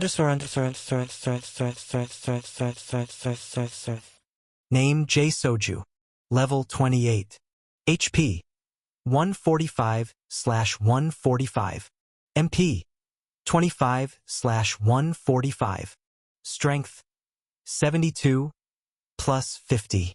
Speed 81. Agility 85. Defense 66. Mental strength 73. Skills: absorption, swordsmanship. Items equipped: stainless steel long sword, plus 50 strength. Undersword. I made my familiar leisurely stroll back to my apartment. When I got up the stairs and went to open my door, I saw a small yellow note stuck to the door that read, "See you at 8 tmr morning m." I hadn't forgotten. It just wasn't at the forefront of my mind after a long day of training. I would be attending Maria's college awakening event as her chaperone tomorrow. I was looking forward to it, but also a little nervous. It was also a bit odd that Maria had been leaving me notes instead of her usual greetings. For the past 3 mornings I received a note and an apple in the morning. I was thankful but a bit thrown off guard as well. I guess I'll see her tomorrow, no use overthinking it now. I grab the note, twist my key in the door, throw my sword up against the wall, and do my daily dolphin dive onto the bed. I threw my newly earned bronze into my bedside table drawer. I already have over 2 silver saved, and it's only the first week of the month. I read some comics and drifted off into a deep and comfortable sleep. At the first light, I woke up with a ton of energy. Today, I'm going to Maria's awakening. I hope she gets a good skill, but more importantly, I hope I make a good impression on her and any other potential new hunters my age that show up to the event. That's my main goal, make some friends. I lazed around for a bit. I woke up too early and didn't know what to do with myself. I started playing with my old dagger, admiring my sword, bouncing bronze coins off the ceiling while laying in bed and trying to catch them perfectly in the palm of my hand. Eventually I got dressed, put my sword on my back, and at the last minute decided to grab my old dagger and throw it on my waistband. I unlocked my door and took a step out. Sitting in front of the door across the hall was Maria. Arms and legs crossed with a serious look on her face. She looked up at me, got to her feet, and threw 2 air punches. They were actually pretty decent. Nothing to laugh at, but I couldn't help myself but grin a bit. I've been training hard the past few days just like you have, Jay. I'm ready for my exam. These monsters don't know what's coming for them. She stared at me with another determined look on her face while she pointed her right fist in the direction of the dungeon. I decided to go along with her shenanigans. It's probably for the better. That's what I like to see. Let's go show 'em who's boss. I lifted my sword out of my sheath from my back and posed with her for a few seconds, then we proceeded to walk down the steps of our apartment building.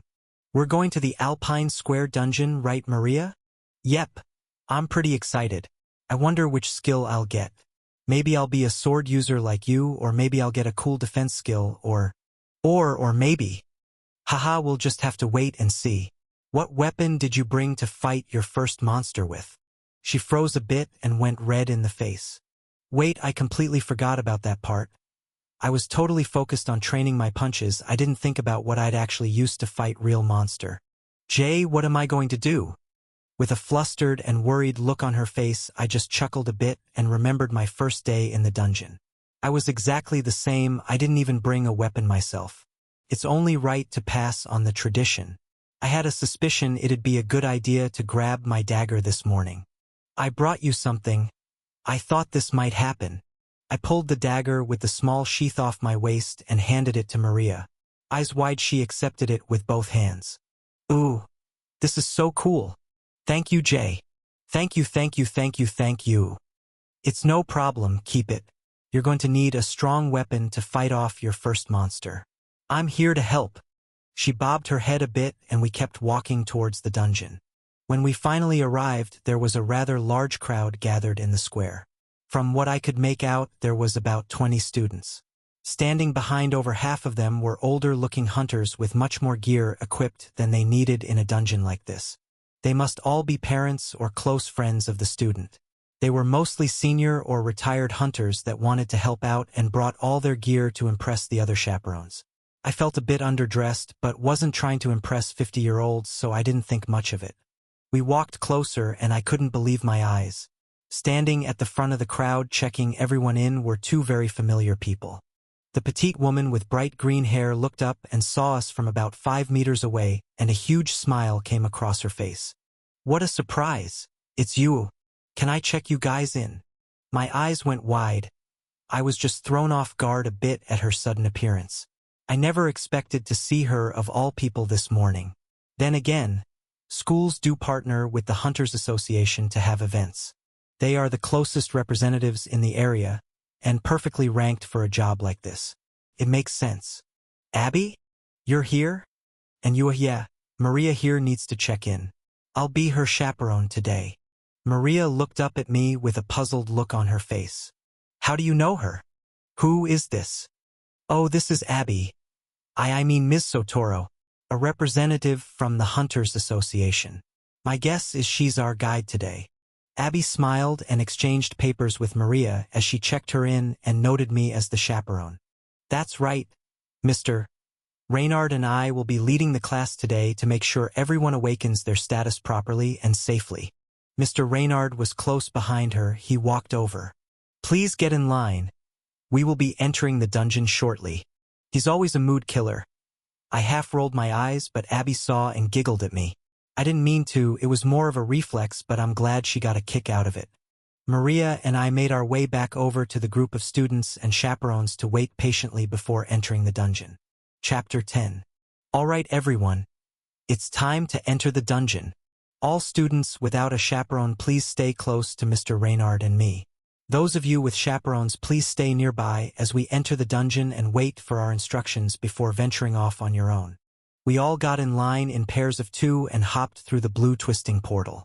Right before it was our turn, I noticed Maria's nervous eyes and grabbed her hand moments before jumping through. She didn't say a word, just grabbed my hand back a bit tighter. Her eyes shifted, looking more determined as she stared down the portal and jumped through with me. When we made it to the other side, there was a common reaction from all the students. They all started feeling the grass, looking at the sky, and turning around in circles. With wide eyes, Maria was doing the same. Whoa, it's really pretty in here. I had a similar reaction my first time seeing it, so I can't judge much. The 2 reps let us admire the new world for about a full minute, then Abby spoke up again. All right, now that you've seen the inside of the dungeon for yourself, let's get started. Students without chaperones, follow Mr. Reynard and me. The rest of you may explore with your chaperones. Chaperones, have your student partners defeat 1 goblin. You are all experienced hunters, so use your own judgment to step in and help if needed. Everyone meet back up here by the portal in exactly 1 hour. Let's go. 7 students followed the 2 reps from the association. The rest of the students and hunters dispersed in different directions. Maria and I headed straight forward and ventured into the tall grass. Hey Jay, how strong are the monsters here? She looked up at me as we walked with a bit of a concerned look on her face. They're goblins. I'd say they have the strength and speed of a 15-year-old boy, but the body of a 4-year-old child. I'll be close by when you fight, but I don't think you'll need any help. My first time it took me 3 clean hits with that same dagger. Just make sure to attack quick without hesitation and dodge when you're in danger. The goblins use small handmade knives, so be on guard for those. You're much smarter than a goblin. Don't worry. I'm sure you'll beat it without a problem. I smiled and nodded. She looked a bit more confident but still held the dagger tight and walked close by my side. About 10 minutes of walking went by and we heard a rustling in the grass. The familiar dank goblin smell filled the air. A goblin is here. I'll leave it to you, Maria. Give it all you got. I'll be close behind you. A moment later, the small green man came out of the grass. Maria squared up with it and they both eyed each other for a full 2 seconds. The goblin made the first move and charged forward with its blade drawn in front of it. Maria dodged to the left side and let the monster run past her. She lunged in from behind and got a clean strike right in the back. Gwah! The goblin squealed. I was honestly surprised. I didn't expect her to react so quickly. It looks like Maria is a pretty decent fighter. The goblin ripped its body away from the blade and turned to face her again. It charged angrily. Maria lunged to the right and gave the goblin a quick and graceful slash to the abdomen. Then, in the same movement, she pivoted back behind the goblin and stabbed it again in the back of the head. The goblin let out a sad grunt and collapsed. I walked towards Maria and slowly clapped. Damn. I didn't know you could fight like that. I didn't even have to think about stepping in. Good for you. She looked at me and blushed a bit. Then her eyes lit up as a blue screen popped up in front of her face. It's my status. I got my status. She was mesmerized by the glowing screen. With a smile on my face, I patiently waited and let her take in the moment. Maria turned her screen to me with hopeful eyes. Is this good? Status open.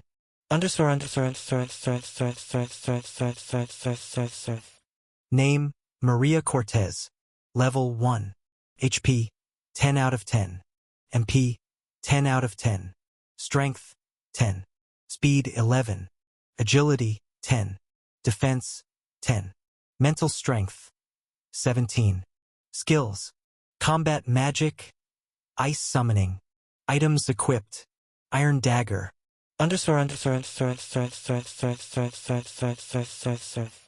My eyes went wide. Combat magic? It looks like it's a pretty rare type as well. I honestly don't know much about magic. It's much different than my skills. You definitely got a good one though. Guilds will be all over you soon. Really? Maria's eyes went even wider and a huge smile came across her face. She started bobbing her head and jumping around happily. I let her celebrate, then turned to her. You know, your mental strength also has a really high starting stat. That means it'll grow much faster than your other skills. Mental strength directly correlates with a user's magic power.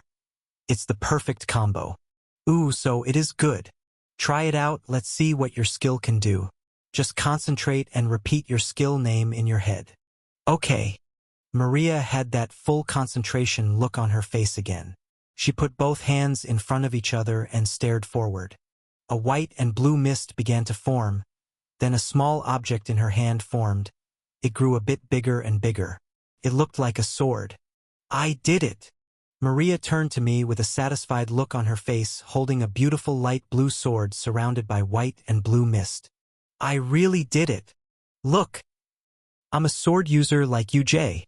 She smiled even brighter and swung the sword once. It really was a beautiful sight. The light blue sword matched her eyes and the mist made her body stand out in the open field. I was mesmerized for a moment. Then the mist started to subside, dissipating as Maria kept swinging her sword. After about 5 swings, the mist was gone. Then on the 6th, the sword shattered into 1,000 pieces. I was still staring at her. So that's how it works. She looked up at me puzzled. What do you mean?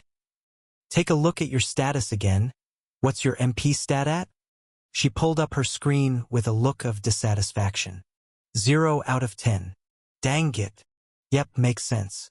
You'll have to level up a bit before you can use your skill for longer periods of time. It's normal, don't worry. Okay. By now the goblin had fully disappeared and left behind its mana crystal. I picked it up and threw it to Maria. Your kill, your crystal. She caught it and started moving the crystal between her fingers curiously. A new look of awe came across her face. She was definitely not down about her MP running out anymore. Thanks, Jay. I was pretty nervous this morning. But now, I'm finally a hunter like you. I smiled. Yep, congrats. Does your school do any training? Or are you on your own now? My school will train us in the dungeons for the next 2 months. But I'll get some weekends off. By then we should all be in parties and ready to take on the dungeons without any guidance. Alright, cool. I was just curious.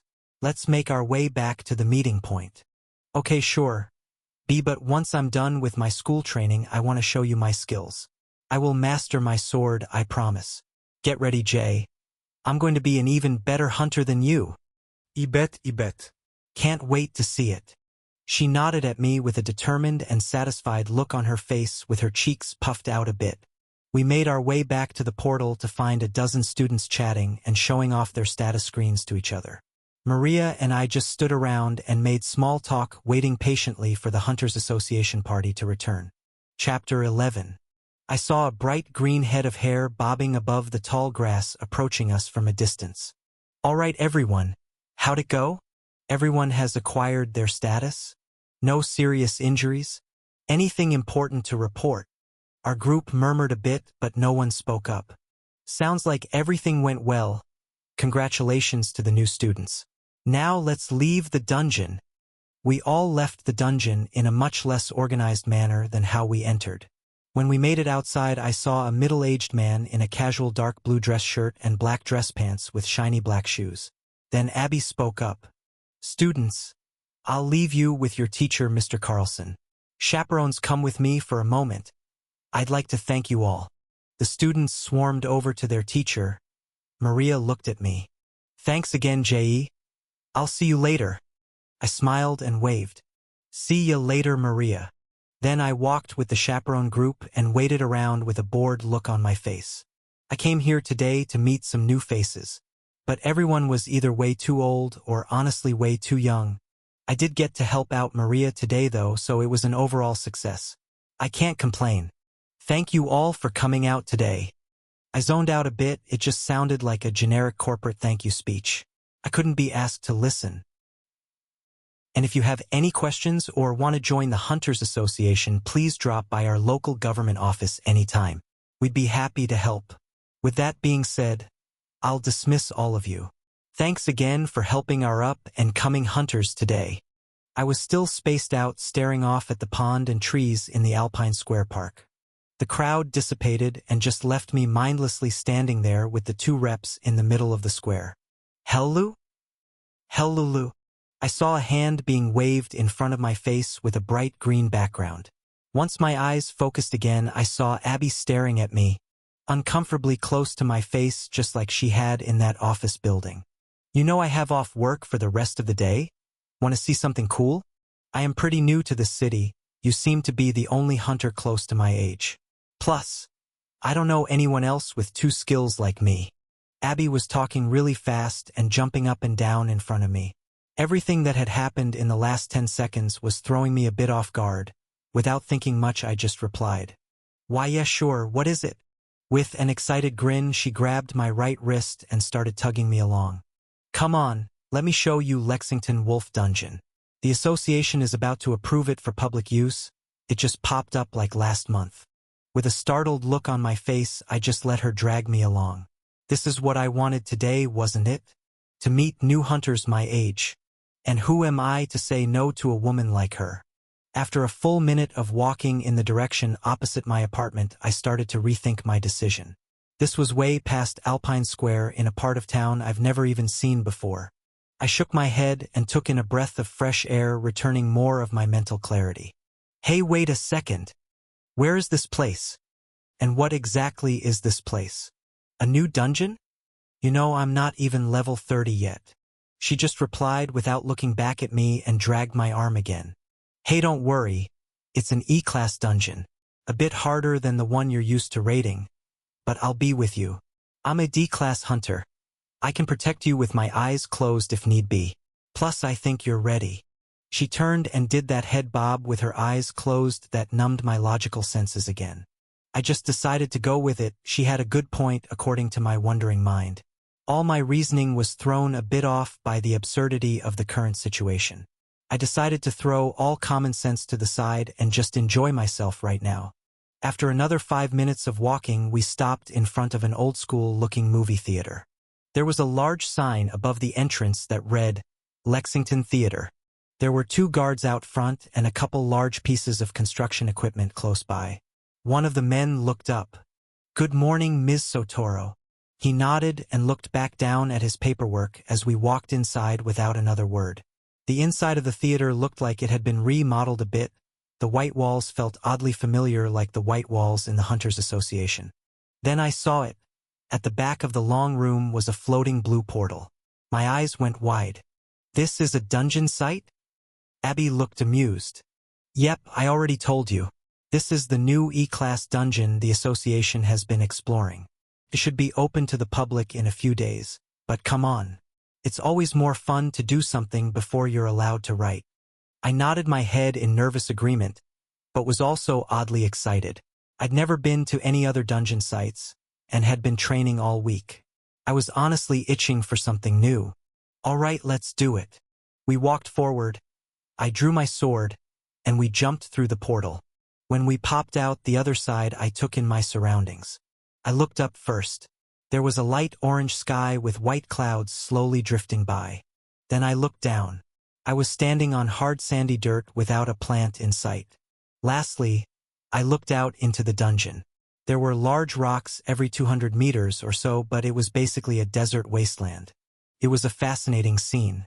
I took in the view for a minute as Abby stood by my side analyzing her surroundings as well. It's a nice change, isn't it? Nothing like your old alpine dungeon, right? I nodded slowly. You're right, this is a big difference. It's really amazing. Then I realized something. Wait, what kind of monsters are here? And how strong are they really? I was a bit panicked realizing that this situation was actually happening. Not just a daydream.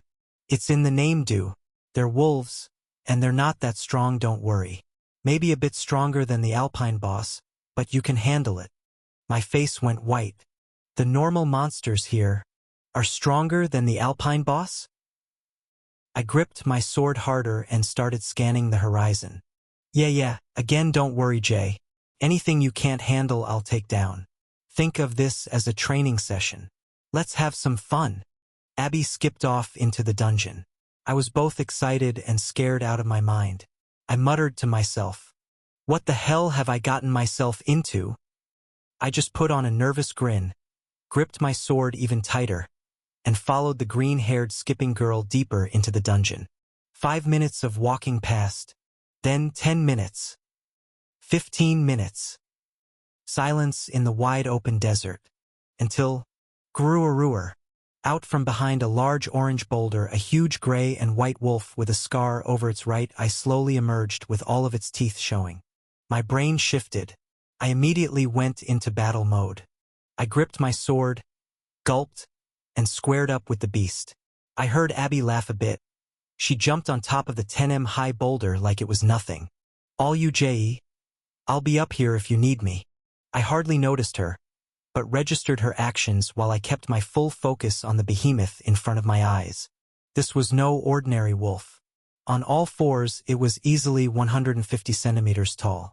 From nose to tail, I'd say at least 4 meters long. It was an animal built for combat in the wild. One wrong move and I'd be a goner. It made the first move, charging full force straight at me. I made the decision to do the same. In a split second, we were both sprinting full force at each other with full intention to kill. Once I was in striking distance, I went straight for its neck.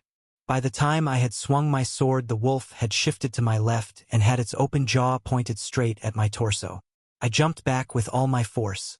I felt the tension flow through every muscle fiber making up my hamstrings, quads, and calves with that lunge. This is going to be a real fight.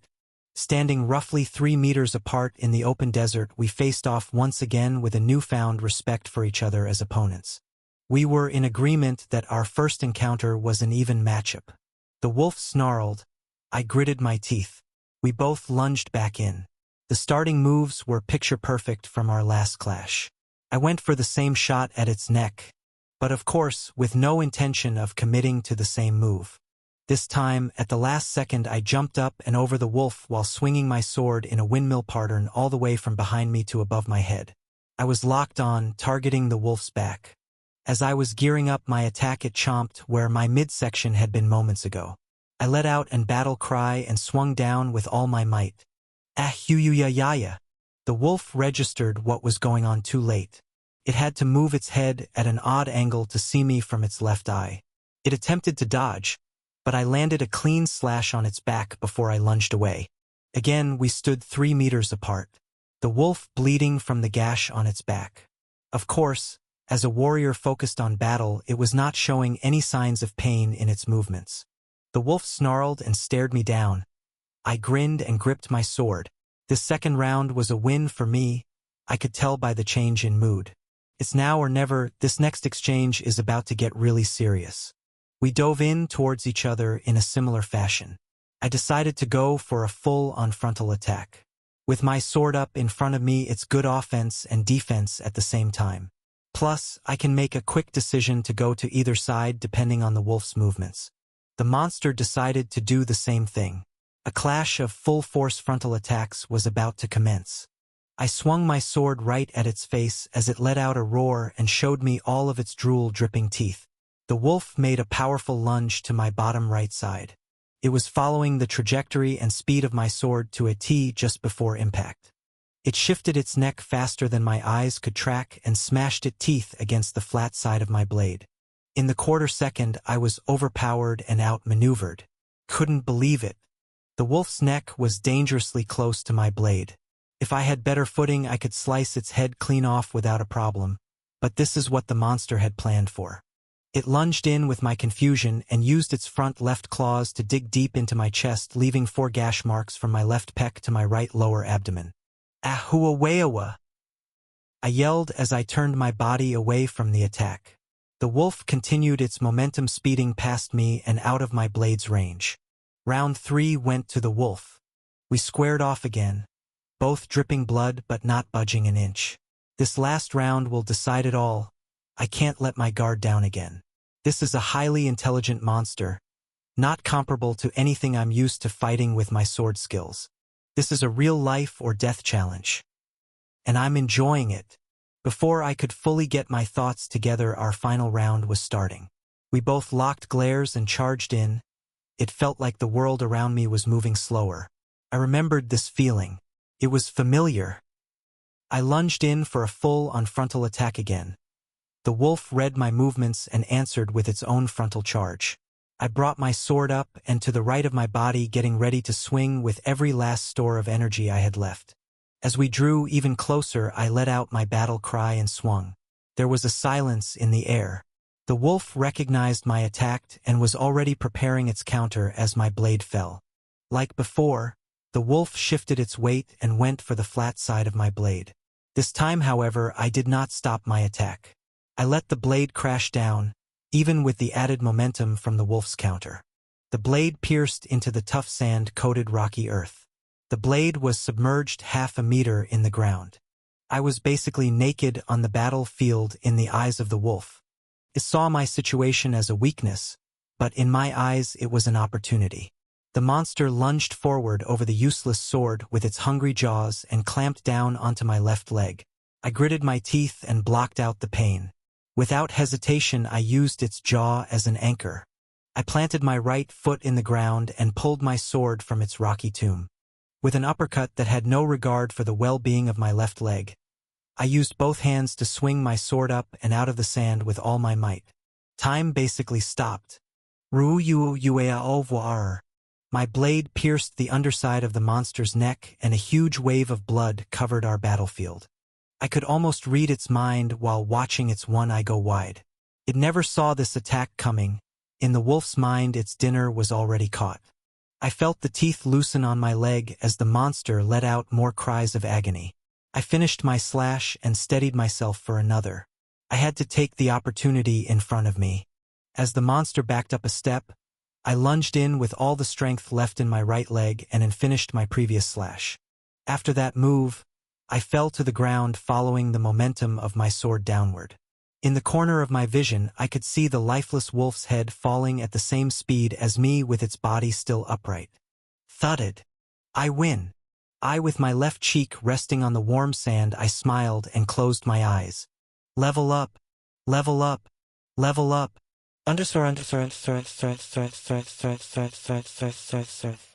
Name J Soju. Level 31. HP 13/160.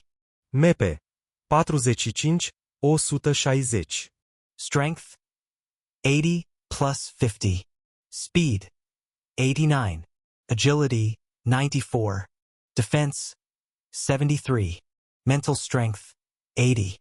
Skills: absorption, swordsmanship. Items equipped: stainless steel long sword, +50 strength. Chapter 12. The sand felt warm. My chest felt warm. My leg felt warm. Wait, why is everything so warm? I tried to open my eyes but was blinded by a green light. As I slowly adjusted to the brightness, I see Abby looking at me with a satisfied smirk on her face. Both of her hands were on top on each other, hovering inches from my chest. I forgot she was here entirely. I was way too focused on my battle to think about anything else. I smiled and relaxed a bit, then thought about the situation again. I looked down at my torso. The large gashes on my chest were slowly disappearing. That's what the warm feeling was. Wait, Abby, you're a healer? She smiled and nodded. Yay! I thought it'd be better to tell you after the battle so you wouldn't get yourself hurt, but it looks like you went all out anyways. To be honest, I thought you were a goner. You definitely weren't ready for this dungeon. That wolf was way stronger than you. She grinned and shook her head back and forth in a teasing manner. Hey, what do you mean? This is my life we're talking about. You're alive, aren't you? And now you're a lot stronger. Good job. I'm glad I brought you today. Now we can do it all over again. With a concerned look on my face, I just threw my head back into the sand and let her heal the rest of my wounds. About a minute later, I stood up and stretched. My leg was completely fine and my chest had no signs of prior injuries. Her skill is pretty incredible. Abby threw me a mana crystal. There you go, you earned it. Let's keep moving. I caught the crystal, shoved it in my back pocket and followed her close behind. I was in a bit of a euphoric state. I just had the most intense life-threatening battle of my life. All of my adrenaline and endorphins were still pumping full force through my body. It felt pretty good. I checked my HP and it was at a perfect 160/160. My MP was at 45/160. We walked for about 15 more minutes. As we passed another large boulder pile, my stomach almost came out of my mouth when I heard a familiar deep growl. Groo-a-rooer. Two massive wolves stepped out from behind the rock, eyeing us hungrily. Abby jumped in front of me without hesitating. Let me at these guys. Stand back and take a breather. I just nodded and stepped back. The ground began to rumble and I watched Abby run full speed towards the wolves. She was surrounded by a green light similar to the one she used on me a few minutes ago. But this light seemed different. This must be her second skill. The ground around her started moving like it was alive. Two huge spikes made of rocky sand formed under the wolves and skewered them instantly. The materialized weaponry lifted their bodies way above the ground. The winner had been decided just like that. I was thoroughly impressed and too shocked to speak. She walked over to the mounds of rock and lowered the corpses down to her level while waiting patiently for them to disappear. That was a good warm-up. Let's head over to the boss room before it gets too late in the day. Hey, wait a minute. What was all that? A warm-up? The boss room? Are you trying to get me killed? She laughed and picked up the 2 mana crystals. Come on, you don't have to fight it. I just want to show you what you're missing out on. I get to fight some pretty strong monsters at the Hunters Association's private dungeons sometimes. It's the best way for you to get stronger. What do you mean? Is this some big elaborate recruitment plan? Or what? No, don't think of it like that. Although I'd love for you to join the association, I'm not just trying to recruit you. Mr. Reynard is always so serious. I never get to have fun. She pouted and puffed out her cheeks. Aw, Chem. All right, I guess I get it. I actually did get it now. The more I actually thought about her situation, the more it made sense. Abby's attitude wasn't a great match for the seriousness of the association. I guess she really is just trying to blow off some steam today. Who am I to ruin her fun? Plus, I would like to see the boss for myself, even if I'm not going to fight. It may be good to gauge this new boss's strength and abilities for my potential future battles. She looked at me with a smile. I was zoning out, thinking to myself again. Well, let's keep going. We're less than 2 kilometers from the boss room. Come on. She pointed to a larger rock pile in the distance. Then we both started walking towards it. 20 minutes went by. Abby defeated 3 more wolves with ease as we walked.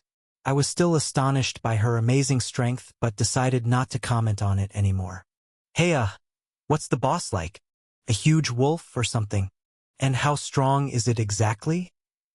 If you had to put a level to it. Abby grinned. A level? Maybe 70. You'll see.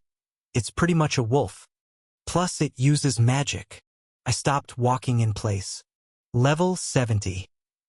And it uses magic? What do you mean by that? What kind of magic? She just looked at me with that same grin again. Just come on, we're so close. I won't make you fight it, don't worry. I just want to show you there is so much more out in this world than that playground of a starter dungeon you're stuck in. You can become a lot stronger.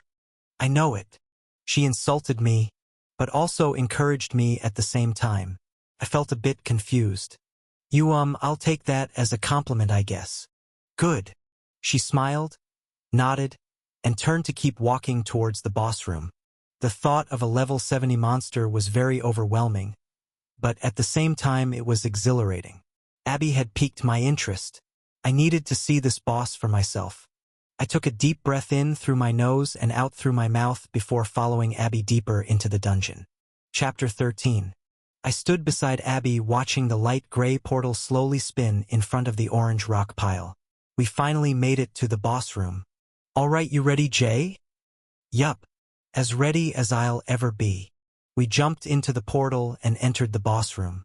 It was a large cavern-type room. The cave ceiling was over 15 m high and the walls were made of that same orange-colored stone. The cave itself stretched over 100 m long and roughly 50 m wide. This is going to be a large battleground. Within seconds of entering the cave, a wave of wolves came out from the darkness in the back. I couldn't count them all quickly enough, but there must have been 7 or 8 of them charging full speed at us. Abby started glowing. Get somewhere safe and watch me. This will all be over before you know it. Without thinking twice, I nodded and ran to the left side of the cave to find cover and watch the battle ensue. I took out my sword and held it in front of me just for good measure. Abby sprinted forward to take all the wolves head on. Again, I watched the ground move around her like it was alive. The rocky sand was twisting and shape-shifting beneath her feet, obeying her command. 8 large earth spikes were molded from the cave's floor.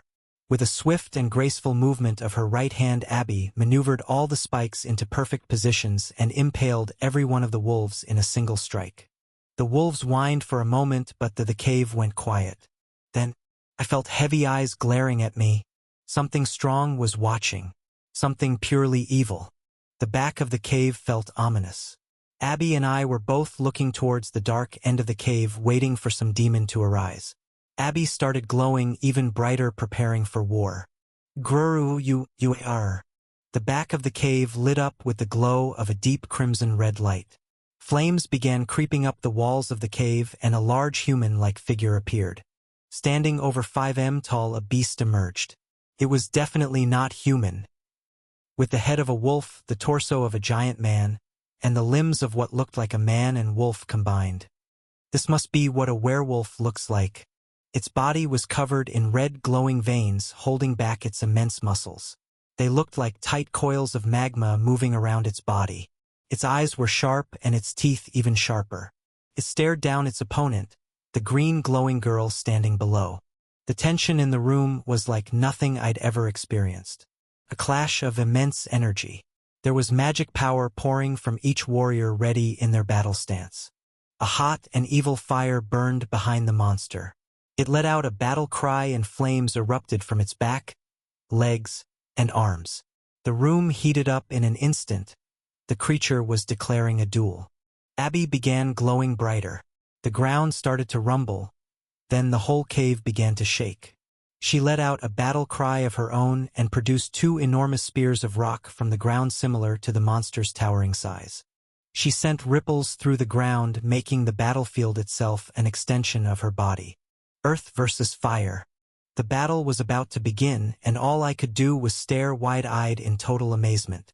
This is power. This is what I want to achieve. Before I could blink, the 2 of them started charging towards each other. The demon wolfman's fire was raging as he sprinted forward with murderous intent. Abby began a frontal attack as well. She was much faster than I'd ever imagined. She kept moving forward, wielding 2 earth spears gliding across the cave floor like it was made of ice. The 2 connected attacks a moment later. From where I was standing, all I could see was an incredible explosion of fire and rock. Before the dust settled, I heard it again. Gruruchu wearer. Take thisis. Ruerawea. Ah. The 2 yelled their battle cries and traded blows, I still couldn't make them out fully. All I could see were fiery claws hitting spears of rock at speeds almost too fast to comprehend. It was all over in a matter of seconds. For large explosions and an exchange of battle cries. The cave went silent. The dust cloud was large, but it began to slowly dissipate. When it did, I couldn't help but to grin at the sight before my eyes. Well, that was fun. Cool battle, huh? Abby was lightly jumping up and down on the monster's head, punching the air, and yelling out to me, showing that she'd won. A huge rock spear was stuck through the monster's chest. Its lifeless body was this menacing. I still was wary of getting too close. Incredible fight. You're magic. It's amazing, Abby. She hopped down and over to me. Thanks. It was fun to play around a bit, but that monster was no match. E-class dungeons are never as fun as I remembered them to be. She pouted, but was clearly just looking for more compliments. Grrrra. The beast moved its arms and ignited a small flame. I jumped back and drew my sword. Abby laughed and materialized a spear that crushed its head, defeating the beast once and for all with a final whimper. Then I heard a loud ringing in my head. Level up, level up, level up, level up, level up, level up, level up, level up, level up, level up.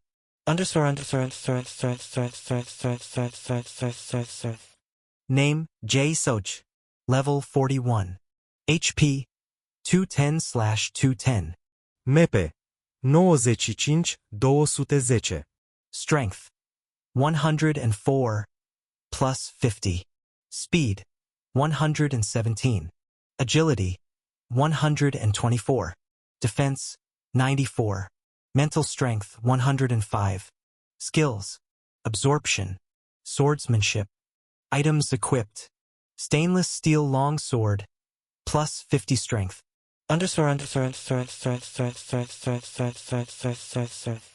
I went up 10 levels? Abby smiled. You're welcome. Now maybe you'll be able to fight one of those regular wolves without killing yourself. Am I right? She's still teasing me. Yeah, sure. But I didn't even fight or help you at all. Isn't that level leeching? Especially from the Hunter's Associa dash. Abby rolled her eyes. Shut up, who cares? Why are you so bent out of shape on the little things? Just enjoy the moment. If anyone is suspicious, just say you were training with me on my time off. No one has to know the details. She did her usual head bob and smile. She was right. I stood there with my status open, admiring my new stats as all the monster began to disappear. Abby jumped around collecting her crystals. Then the blinding white light came. We were transported back to the start of the dungeon.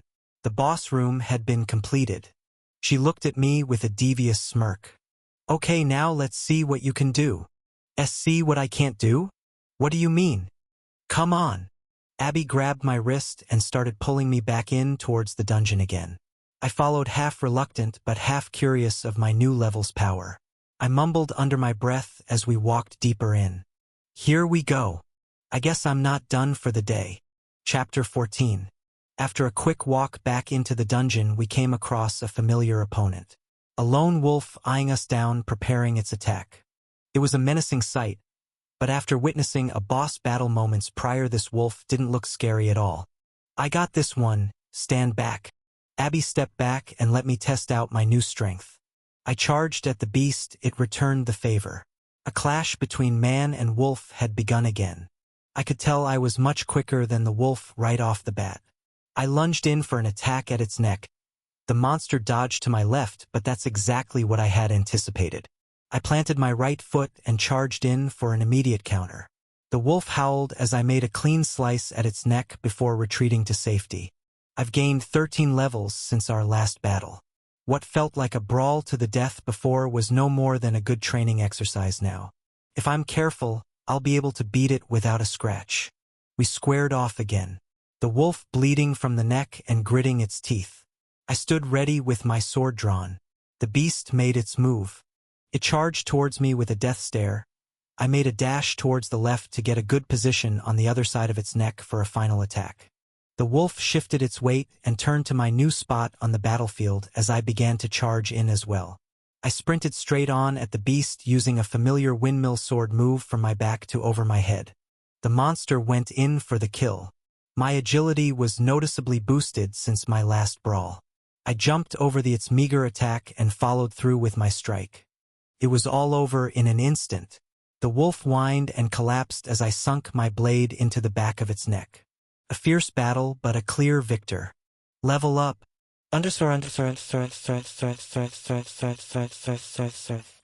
Name, J. Soch. Level 42. HP. 215/215. MP. 30-215. Strength.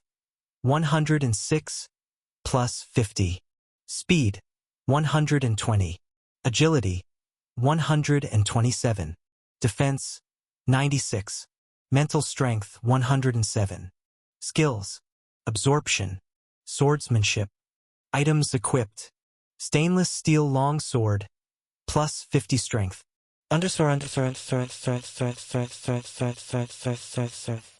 Wow, another level, what a day. Abby smirked. Would you look at that? A world of a difference from this morning's fight. Yeah, you're right. I've gotten a lot stronger today. The wolf began to disappear. I grabbed the mana crystal and tossed it up and down in my left hand, admiring it, before shoving it in my back pocket. All right, let's keep going. I looked at Abby. More? How much do you want to do today? She turned and put both hands up in the air as she walked further into the dungeon. I don't know, wow, maybe a little longer. I'm trying to test out a theory. You are okay. I drew my sword and followed Abby again. No more than 10 minutes later, we came across another wolf. All you Jay, have fun. I gritted my teeth, gripped my blade, and lunged in towards my next battle. As I ran in closer, I could tell a similar battle was about to ensue. I went for a frontal attack like usual and watched the monster dodge left. I shifted right and landed a picture-perfect blow to the wolf's neck like my last battle. We squared off, getting ready to begin round 2. As I readied my sword, something felt very off. The grip of my sword felt awkward. My arms felt heavy and useless carrying a large piece of metal into battle against an apex predator. My confidence disappeared as I lost the grip to my blade and it clanged on the hard ground. Clang. Jrrr. I was still facing at the wolf, but with no blade in my hand. I felt the murderous stare of a wild monster eyeing its lunch. I murmured to myself in a terrified voice, what is happening to me? The wolf charged in. All I could do was stand there with my hands raised to guard its attack. I easily had the agility and speed to dodge it, but in my confusion common sense was thrown out the window and all I did was stand there in fear. The wolf's eyes were sharp. It saw its prey's moment of weakness and sprinted in without hesitation. All right, that's enough. A spear of rock came from beneath the wolf's feet, skewering it and throwing its body out of my field of vision. Abby stood over me as I dropped to my knees and looked at my hands. Oh, get up, you're just out of MP. It's not the end of the world. I am out of MP. That's it. As I stood up and put my sword back in its sheath, she smirked at me. Which meaness? You lied to me. I lied to you? When did I do the dash? My heart skipped a beat and my face went white. The realization of my current situation was all coming clear to me. I remembered back to the first time I met Abby in the Hunters Association office building. I told her my second skill was an MP absorption skill. She had somehow seen through me. My mind was racing. To what extent does she know about my skill? I didn't mean to. It was just because I didn't want. She just giggled and did her usual head bob. So I was right. Ha! You've confirmed it now. Your skill. What is it, really? She got close to my face, wide-eyed with curiosity. Finey, I won't pry now. I know people are weird about their skills, but we're not done talking about this. That's for sure. She pouted and puffed her cheeks at me. I just don't tell the association. I really wanted to keep my unique skill away from the public eye. Covered my mouth with my hand. It's the pout she does. Always makes me weak. Whoa, so it's a unique skill. She smiled and started spinning around with a devious but cute smirk on her face. Please, Just don't tell the association yet. I just need a lit dash. 1 week. Oh, 1 week?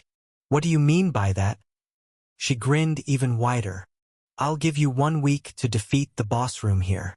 Do that and your secret is safe with me. All right. Come on, that's enough training for today. I think we had enough fun. She grabbed my wrist and skipped back in the direction of the dungeon exit. I was deep in thought. So much had happened in the last couple hours. All I could do was keep on walking behind her and mumble to myself. I need a drink. Chapter 15. We stepped out of the dungeon portal back into our home world. Abby waved and walked over to the 2 security guards sitting in front of the old theater entrance. She said something to one of them and turned to me. Jay, show them your hunter's license. Okay, sure. I took out my license and put it on the small counter in front of them. They made a note of something and nodded. Alrighty, we're good to go. I took my license back with a bit of a confused look on my face. You're registered as my guest. You can enter this dungeon as much as you'd like to train before it's open to the public in a few days. You're going to need it. Abby giggled as we started walking back towards the direction of the village market and Alpine Square dungeon.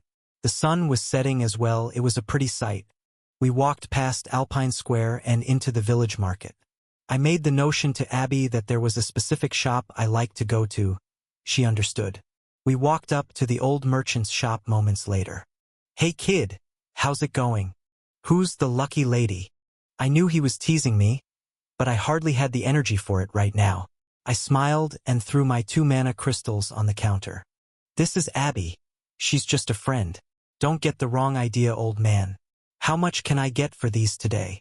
He placed the 2 crystals on the measuring dish and the big black numbers read out 71.3 mu.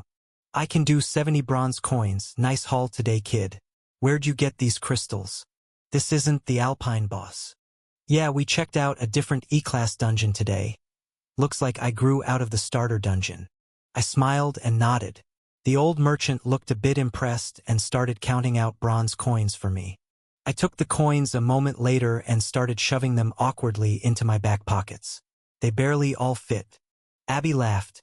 The merchant smirked as he took the mana crystals off the measuring dish. Okay, how much can I get for these? Abby dumped her haul of crystals directly onto the measuring dish. The screen read 613.4 mu. The shopkeeper's eyes lit up a bit. Now we're talking. We don't get a haul like this every day in the village market. I'll give you 6 silver for these. Works for me. The merchant counted out 6 shiny silver coins and placed them on the counter. Abby took them and bobbed her head with a smile. Time to eat. I'm starving. You can say that again. I know a good bar this way. There's a local bar called CJ's with decent food and good drinks.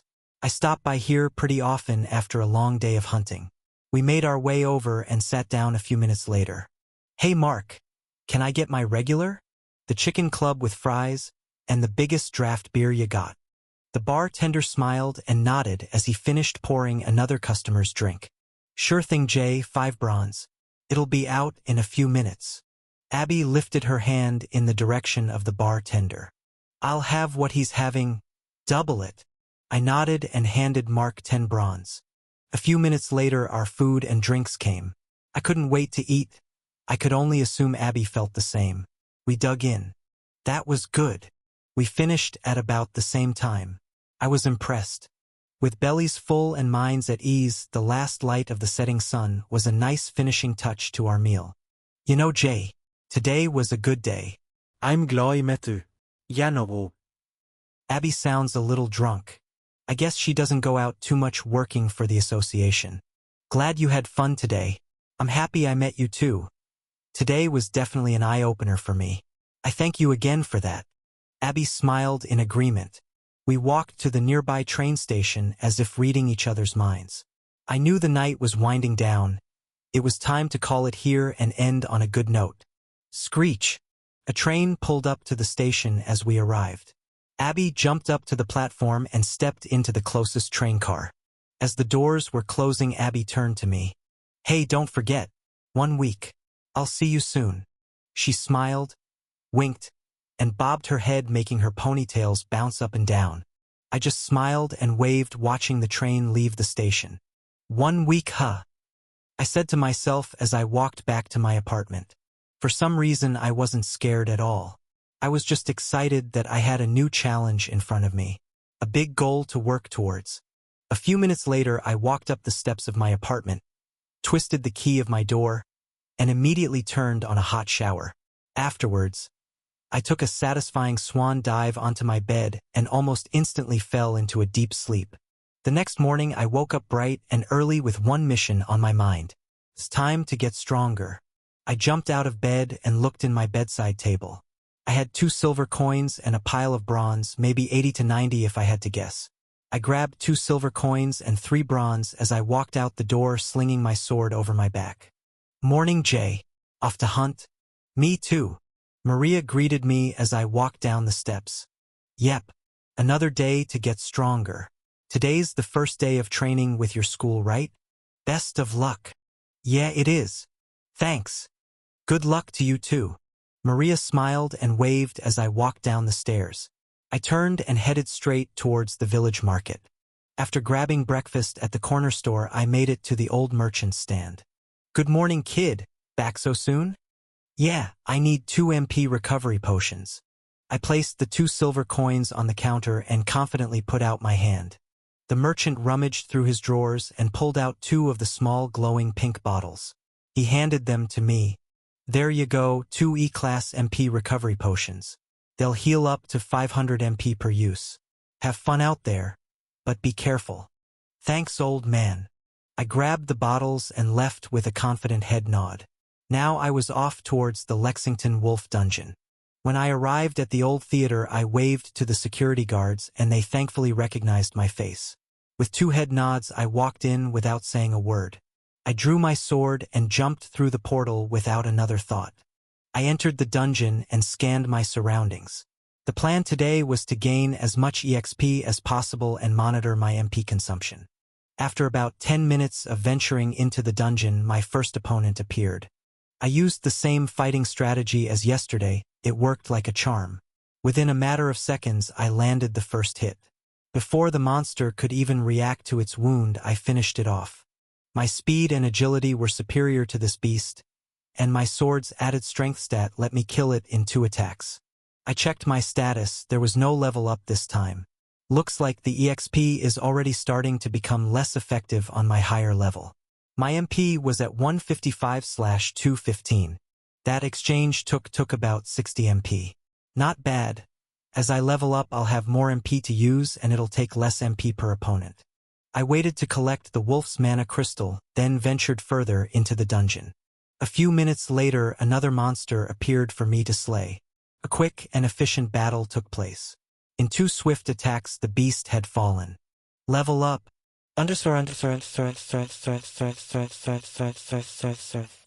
Name J Soju. Level 43. HP 220/220. MP 100/220. Strength 109 plus 50. Speed 123. Agility 130. Defense 99. Mental strength 109. Skills: absorption, swordsmanship. Items equipped: stainless steel long sword, plus 50 strength.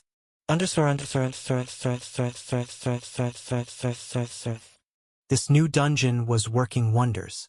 It feels like I'm back in Alpine Square, my first day hunting goblins. I haven't leveled up this fast in ages. After collecting the mana crystal the wolf dropped, I trekked around to find another. It took another 20 minutes of wandering the desert, but my third opponent finally arrived. Within a minute our battle had finished. My MP was depleted to 40 to 220. It looks like I can handle 3 fights with my current MP usage. So with my potions, I have 6 more fights available today. I took one of the potions and drank the full bottle. I checked my status and could see my MP bar quickly climb. Within seconds I was at a perfect 220/220. I continued my hunt. The desert was large and the wolves were scattered far apart. It took another 4 hours to find, fight, and collect the mana crystals of the next 6 monsters. I leveled up 2 more times. Status open.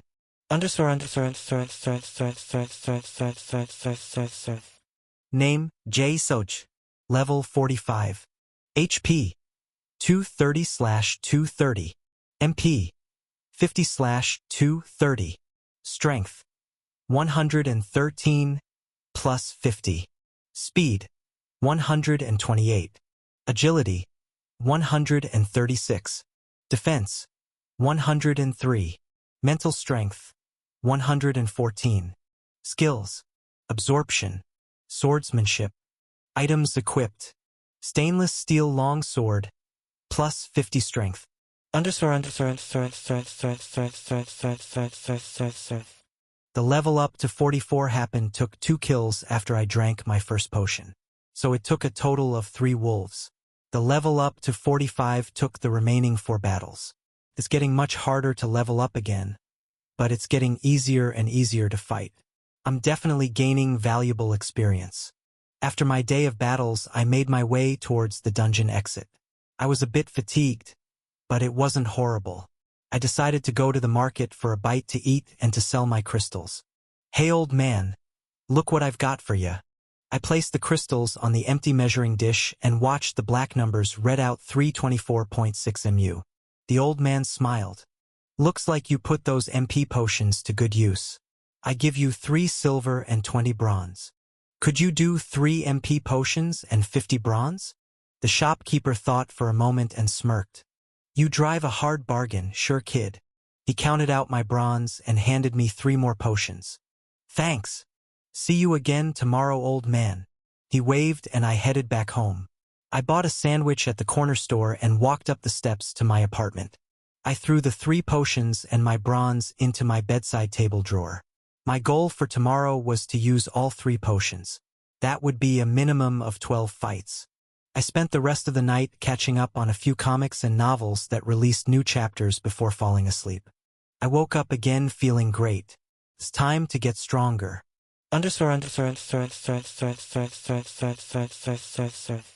Over the next 3 days, I went to the dungeon for 10+ hours a day, fighting as much as I could and reinvesting every coin I made from mana crystals back into MP potions. On day 1, I fought 12 wolves. On day 2, I fought 16. Then lastly, day 3, I pushed myself hard and stayed late in the dungeon to face off against 20. After this was all said and done, I gained 7 levels. The final level up took 10 wolves to achieve. It was becoming much harder to level up, but on the bright side, I can defeat a wolf with a single strike now. They take about 35 MP to subjugate. I also managed to make about 6 silver worth of profit while grinding levels. For every 1 silver I spent on MP potions, the mana crystals I sold made me about 1 silver and 50 bronze back. Not too bad. Status open.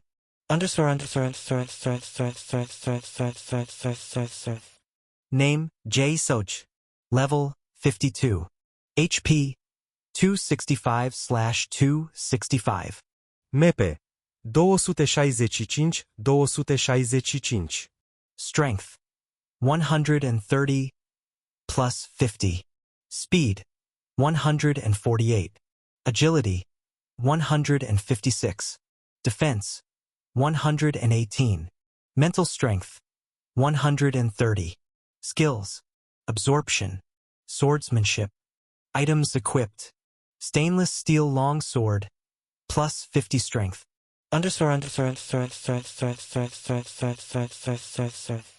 Today is Monday morning. I am level 52.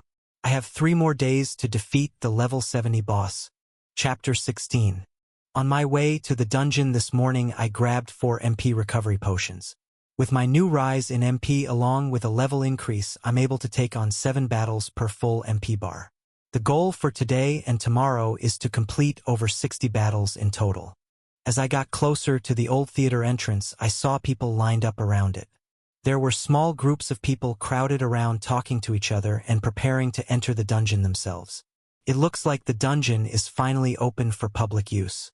As I walked through the front doors, a few groups eyed me curiously. It looked like there were no solo hunters here except for me. I unsheathed my sword and made my way directly towards the portal. "Excuse me, sir. I turned to see a young man in a gray suit with a white undershirt jogging towards me. I couldn't help but notice you're a solo swordsman. Nice to meet you, my name is Jack. I shook his hand and smiled politely. Imjai. He replied instantly. You're aware the recommended solo level for this dungeon is 75. The boss is apparently a tough opponent. I haven't seen you around the other high-level E-class dungeons. Are you new to town? No, I'm not new to town. Just new to this level of dungeon, I guess. I'm going to do some training on the wolves today. He eyed my sword. Well, I won't pry for any more details. It looks like you know what you're getting yourself into. Here, please take my card. Maybe you'd like to test out our orc dungeon. It's controlled by the Pace Guild. It's a high E-class just like this one. Swordsmen are always welcome. I took the card and nodded. Thanks. Maybe I'll come visit when I'm done here. Nice to meet you, man. Typical guild recruits, I've read about them. It was my first time actually being scouted like that. Overall, it does feel pretty good to be recognized. He didn't ask me to join or anything, but he did show some interest. I put the card in my back pocket as I jumped through the blue portal. The dungeon was a little crowded over the next 2 days, but the deeper I ventured in, the less often I'd see any fellow hunters.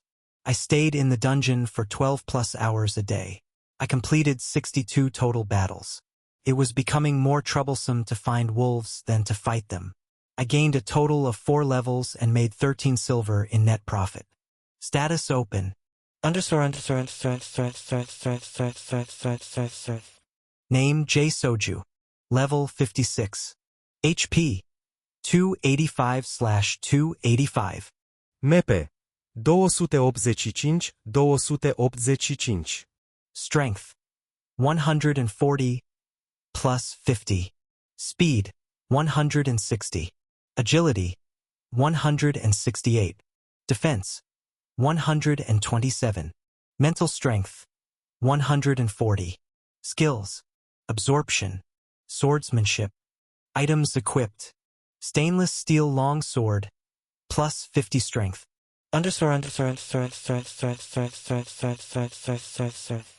It's Wednesday morning. I'm level 56. Today I have to beat the boss. I looked in my bedside drawer to see 18 silver coins and a pile of bronze. I grabbed 8 silver and 3 bronze along with my sword and walked out the door. I got breakfast at a local shop and made my way over to the merchant's stand. Hey old man, I need 4 MP and 4 HP potions today, plus a small carrying pouch for my waist if you've got one. I placed the 8 silver on the counter. The merchant looked at me with an eyebrow raised as he rummaged through some drawers. Big fight today? He placed 4 pink and 4 light green glowing bottles on the counter next to a small black pouch.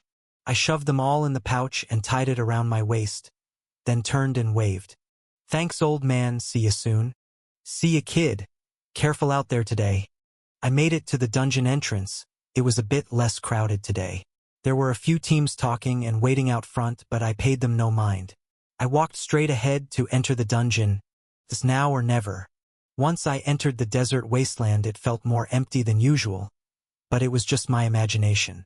I headed straight towards the back of the dungeon, wasting as little energy as possible. I came across 3 wolves on my 2-hour walk. I assumed this would be the case. My MP was depleted to 200/285. I've become even more efficient with my MP usage. I'll wait until it gets lower to refuel. I made it to the light gray spinning portal. It's time. I took a deep breath in through my nose and out my mouth. I jumped in. I was alone in the boss room. No way to escape. It's either I kill the boss, or it kills me. Next thing I knew, 8 large wolves came creeping towards me.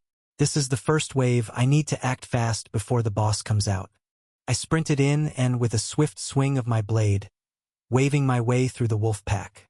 About 20 seconds later, they were all on the floor bleeding out. I stood there for a moment admiring my work while keeping an eye on my MP. It dropped to 140 out of 285. I'll have to keep this window open for most of my battle with the boss. Then the room went deathly silent. I could feel a superior being's presence. Ruwawawarara. Flames burst out from the back of the cave. I jumped back and gripped my sword. The beast emerged, standing over 5 m tall, flaming from the arms and legs. The wolf man towered over me and showed its teeth. Charged forward. In this moment I could tell it was slower than me. The only problem was its firepower. Literally. I sprinted to the right to avoid a full frontal attack. That would only end badly for me. It was focused forward. I lunged in to attack one of its legs. To my surprise, it was a hit. I grinned ear to ear as I sprinted past the monster. When I got a safe distance away, I looked back and the smile left my face. I had hit. But to the beast it was no more than a small wound on its leg. Maybe 5% of its HP if I was lucky. I froze for a moment in awe. This gave the wolf man enough time to counter with a flaming fist. As the fist drew near, it registered in my peripherals and I jumped away from its trajectory as best I could. Unfortunately, the attack still hit me. The whole left side of my torso had been singed through my shirt and I was blasted back into the depths of the cave about 15 m. I quickly got to my feet, checking my status while chugging both MP and HP potions. My side was dripping with blood. It hurt really bad. My MP had fallen to 100/285, and my HP fell to 55/285 in just a single hit. No more mistakes. I cannot be hit again. My MP and HP had fully recovered. The beast was staring me down like its prey. Charged in at me again. I went for a zigzag pattern, using my speed and agility to sneak in with an attack aiming for its left leg. Moments later, a hit. I zigzagged away in a similar fashion, making sure to keep my eyes on the beast while keeping a safe distance. I have a weak attack, but it's definitely doing some damage. I can keep this up. The wolf man erupted with flames and charged at me again. I ran in the opposite direction. When it activates its magic, it's much harder to get a safe attack in. A few seconds later, the fire died down and I readied myself for an attack. I zigzagged along the ground closer and closer to the beast, landing another hit on its left leg. I sprinted away in a safe direction. Tried to follow but was outpaced. The wolf man couldn't get in range. We kept up this game of cat and mouse for 3 more attacks. I landed 2 more hits on its left leg and 1 more on its right. It definitely had some visible wounds now. There was blood dripping to the cave's floor. My attack plan was working, I just had to keep it up. Staying alert and going in for cheap hits was the only way I'd win. Its strength and defense had me completely outclassed. Its magic was strong too, but with low intelligence I could easily avoid its magic outbursts. My speed and agility were lifesavers. I drank an MP potion to restore my almost depleted stat bar and gripped my sword ready for more. I ran circles around the monster, landing 6 more clean hits on its legs. It was physically slowing down now. My attacks were making it increasingly harder for the wolfman to moor around. There were pools of blood on the battlefield. I drank another MP potion and readied myself for another barrage of attacks. Another 6 attacks landed. Ruauraware. The beast was crying out in pain. I kept inching my attacks higher and higher up its body as the monster got slower. Half of the 6 slices were direct torso hits. The monster was critically injured now, barely walking on its broken legs and serious wounds in its midsection. 1 or 2 more good hits and this battle was as good as over. I smiled and drank my last MP potion. Then I felt a change in the air. Ruwa-wa-eawa. The wolf man erupted into a crimson ball of fire. It emerged, but fully engulfed with a layer of flames. It was a walking blast furnace. I couldn't get close. This must be its final form. A last-ditch effort, letting out all its remaining energy with a dying breath. I backed up and stared at the 5 m tall flaming wolf man in awe. I had to admit it was an incredible sight. I sprinted in the opposite direction. There's no way I can win one-on-one. His previous magic attacks were only activated for a limited amount of time. Maybe if I run away for long enough, he'll burn out. I headed towards the back of the cave as fast as I could. To my surprise, the beast followed with more speed than I remembered. It went for an attack straight at my back. I managed to dodge, but I had to throw myself in the direction of the cave wall. The monster turned to face me, Its fire burned bright red and orange. I could feel the heat burning my eyebrows. Charge forward. I made a mad dash to my right to escape its oncoming attack. A blast of fire decimated the cave wall where I had been moments ago. I was hit with some of the debris. I ran to the back of the cave again. I had a 5-10m head start, but the wolfman was close behind. His fire kept burning brighter and brighter. Ruyua Warerer. It let out an ear-piercing roar and lit up the room behind me. I could feel the hot flames burning the shirt off my back. All I could do was sprint with all my might towards the back of the cave. The flames grew hotter and hotter. I heard the beasts roar and didn't dare look back. The fire was burning my upper back. I let out a yell. I pushed my legs to their limits, running faster than I ever have. Ahuraya!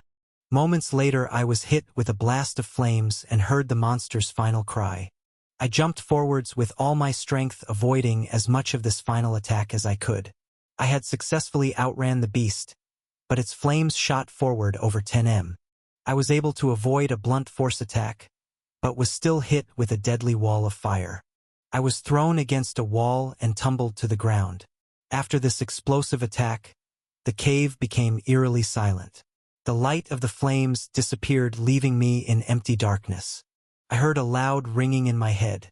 Level up, level up, level up, level up, level up.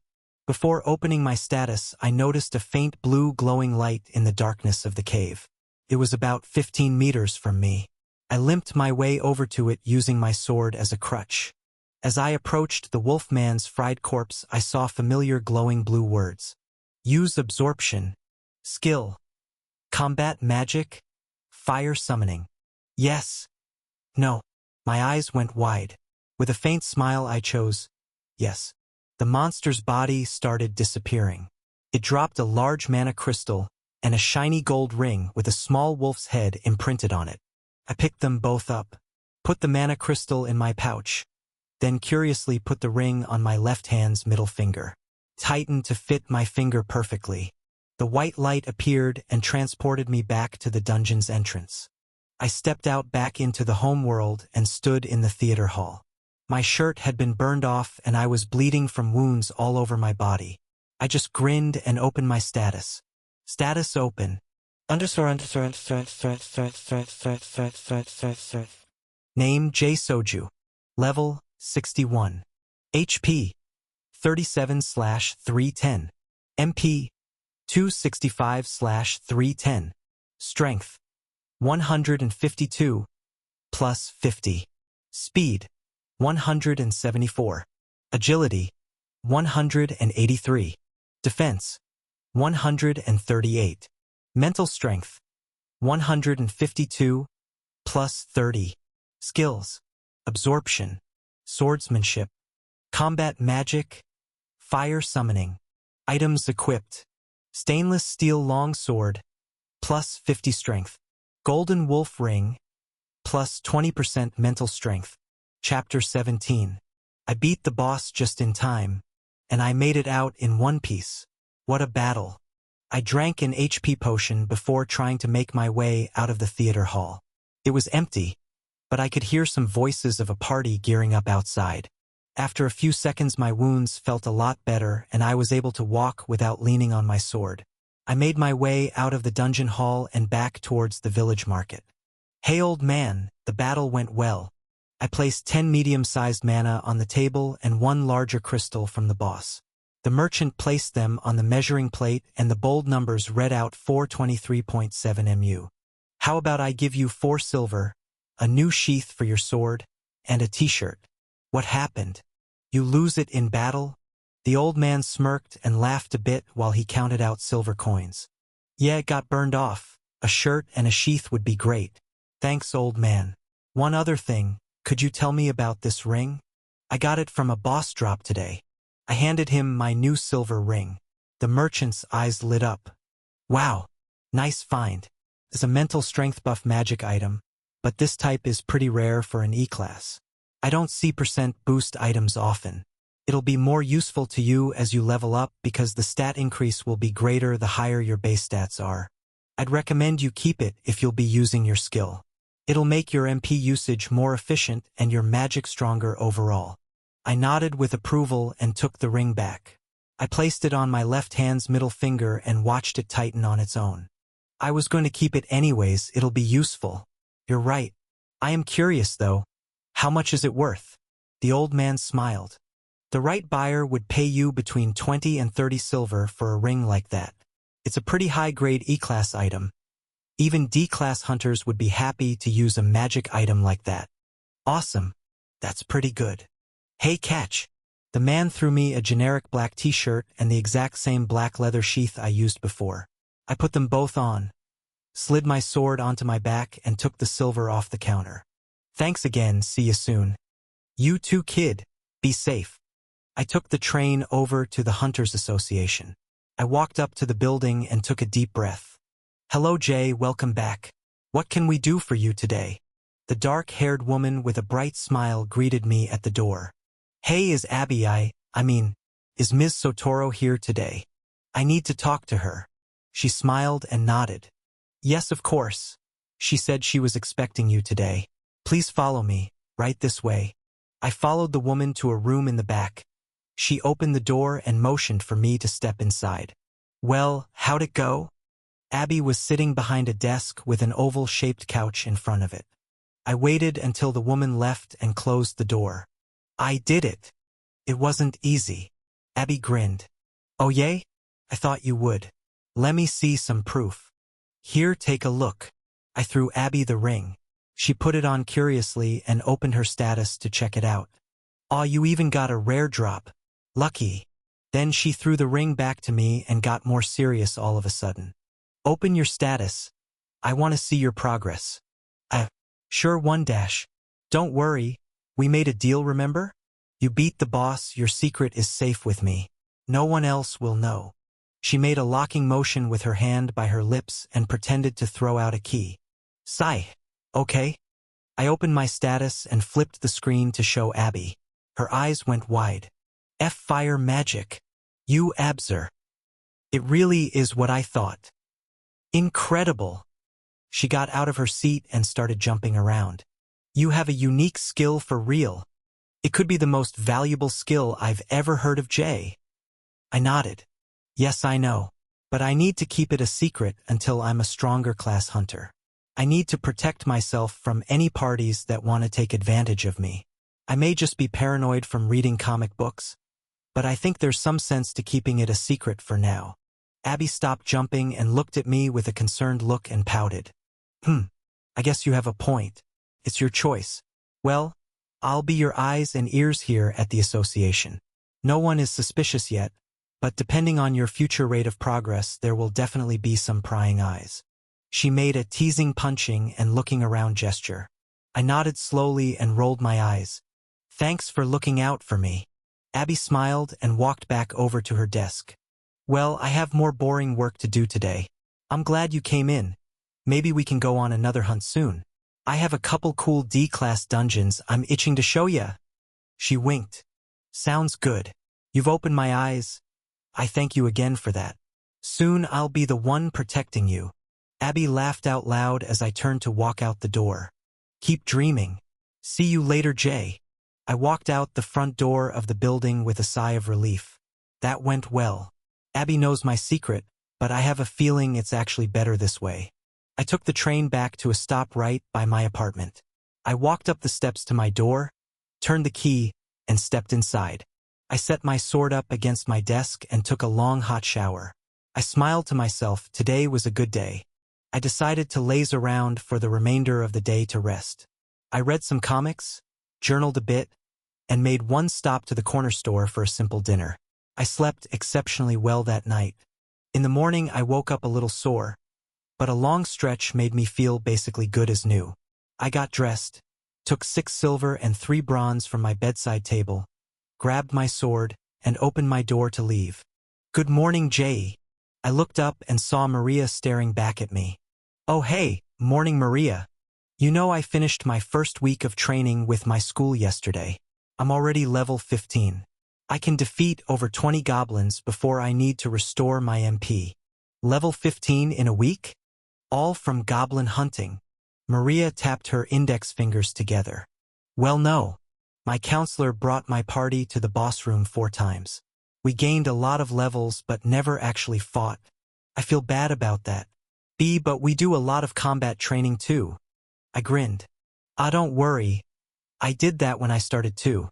It's good to see your school is prioritizing leveling you up.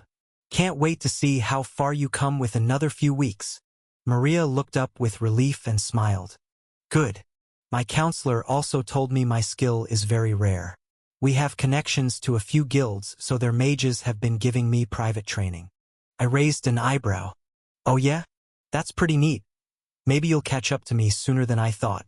I said my last remark in a bit of a teasing tone as I made my way down the apartment steps. I will, Jay. You'll see. Good luck hunting today. You too, Maria. I happily strolled off to the village market after buying breakfast at a corner store. Hey old man, I need a restock. For MP and 2 HP potions. I placed my 6 silver on the counter and the old man nodded. Sure thing, here you go. He handed me the glowing bottles and I placed them in my leather pouch. Thanks, see ya. It was a quick exchange this morning. Friendly but clearly all business. I was already in battle mode. After successfully defeating an impossible opponent after a long week of preparation, my eyes had been opened to the potential of my growing power. I need to become stronger. My walk to the Lexington Wolf dungeon was brief. When I zone out and daydream in my head, it seems like the world flies by around me. For better or for worse, I made it here pretty quick. I mumbled under my breath. Back to reality. I unsheathed my sword as I walked into the theater entrance. I ran forward and jumped through the portal. After 1.5 hours of trekking through desert, I made it to the light gray portal. I readied myself and jumped through. My second fight with this boss was about to begin. I was almost shaking with excitement. I found myself alone in a familiar cave. 8 large wolves came running towards me and I disposed of them without a second thought. My speed, agility, strength, and mental strength were all noticeably heightened since my last fight. I felt like I was on top of the world. Then flames burst from the back of the cave. The wolf man appeared ready to battle me to the death. We squared off about 10 m apart. The monster's arms and legs erupted with flames. I gripped my sword tight and focused. I thought of my skill's name in my head. Fire summoning. All of a sudden my arms erupted in flames. But it wasn't hot. It was more like an extension of my body. I focused on the flames, and they reacted with my every thought. I wrapped the crackling red-orange flames around my sword and eyed the beast with a death stare to match its own. 2 flaming warriors stood across from each other. This will be a mighty battle. We both charged in at each other with intention to kill. I may be stronger now, but I'm still not stupid. A full-on frontal attack is not a good idea. I decided to dodge and use a similar strategy that gave me the edge in our last battle. Zigzag and attack while my opponent cannot defend. I lunged in and made a slash on the monster's right leg. It was about 2 times bigger than the wound I had made in our last battle. The open flesh erupted with the flames from my blade. Rua wua wearer! The beast cried out in pain. I readied myself for another attack. This battle will be much easier than my last. I zigzagged around the wolfman and slashed each leg again. There were fiery burns, dripping blood, and wolf roars echoing in the cave. I had to drink an MP potion after just 3 attacks. I was using 2 skills at once after all. I continued my strategy. Bob and weave, zig and zag. After consuming 2 more MP potions, I was at full MP, full HP, and had landed 6 more hits on the monster's legs and torso. I could tell its HP was getting low. It was time for its final attack. I decided to take it full on before the beast could let out everything it had on me. I sprinted straight forward. The wolf man erupted into its fireball and charged towards me as well. As a wall of fire approached, I activated my fire summoning as well to engulf my body in my own flames. I ran in and broke through the monster's wall of fire. I felt it burn, but it was nowhere near as bad as it was in my previous battle. My flame shield was actually working fairly well. I was 5 m from the wolf man. There were flames all around us. I used my speed to swerve to the monster's left side and slash its upper leg. It let out a roar and stumbled back, letting out intense red flames. I used this moment to make my final move. As the wolf man leaned back, I jumped up with all my leg strength. I erupted with flames and held my sword directly in front of my body, aiming for the wolf's neck. Seconds later, the flames stopped. I landed a perfect shot. Blood gushed out of the monster's wound and the cave went silent. With a whimper, the wolf man fell to the cold cave floor. Level up, level up, level up. Name, J. Soch. Level, 64. HP, 215/325. MP, 55/325. Strength, 159 plus 50. Speed, 183. Agility, 192. Defense, 145. Mental strength, 160 plus 32. Skills, absorption, swordsmanship, combat magic, fire summoning. Items equipped, stainless steel long sword, plus 50 strength. Golden wolf ring, plus 20% mental strength. I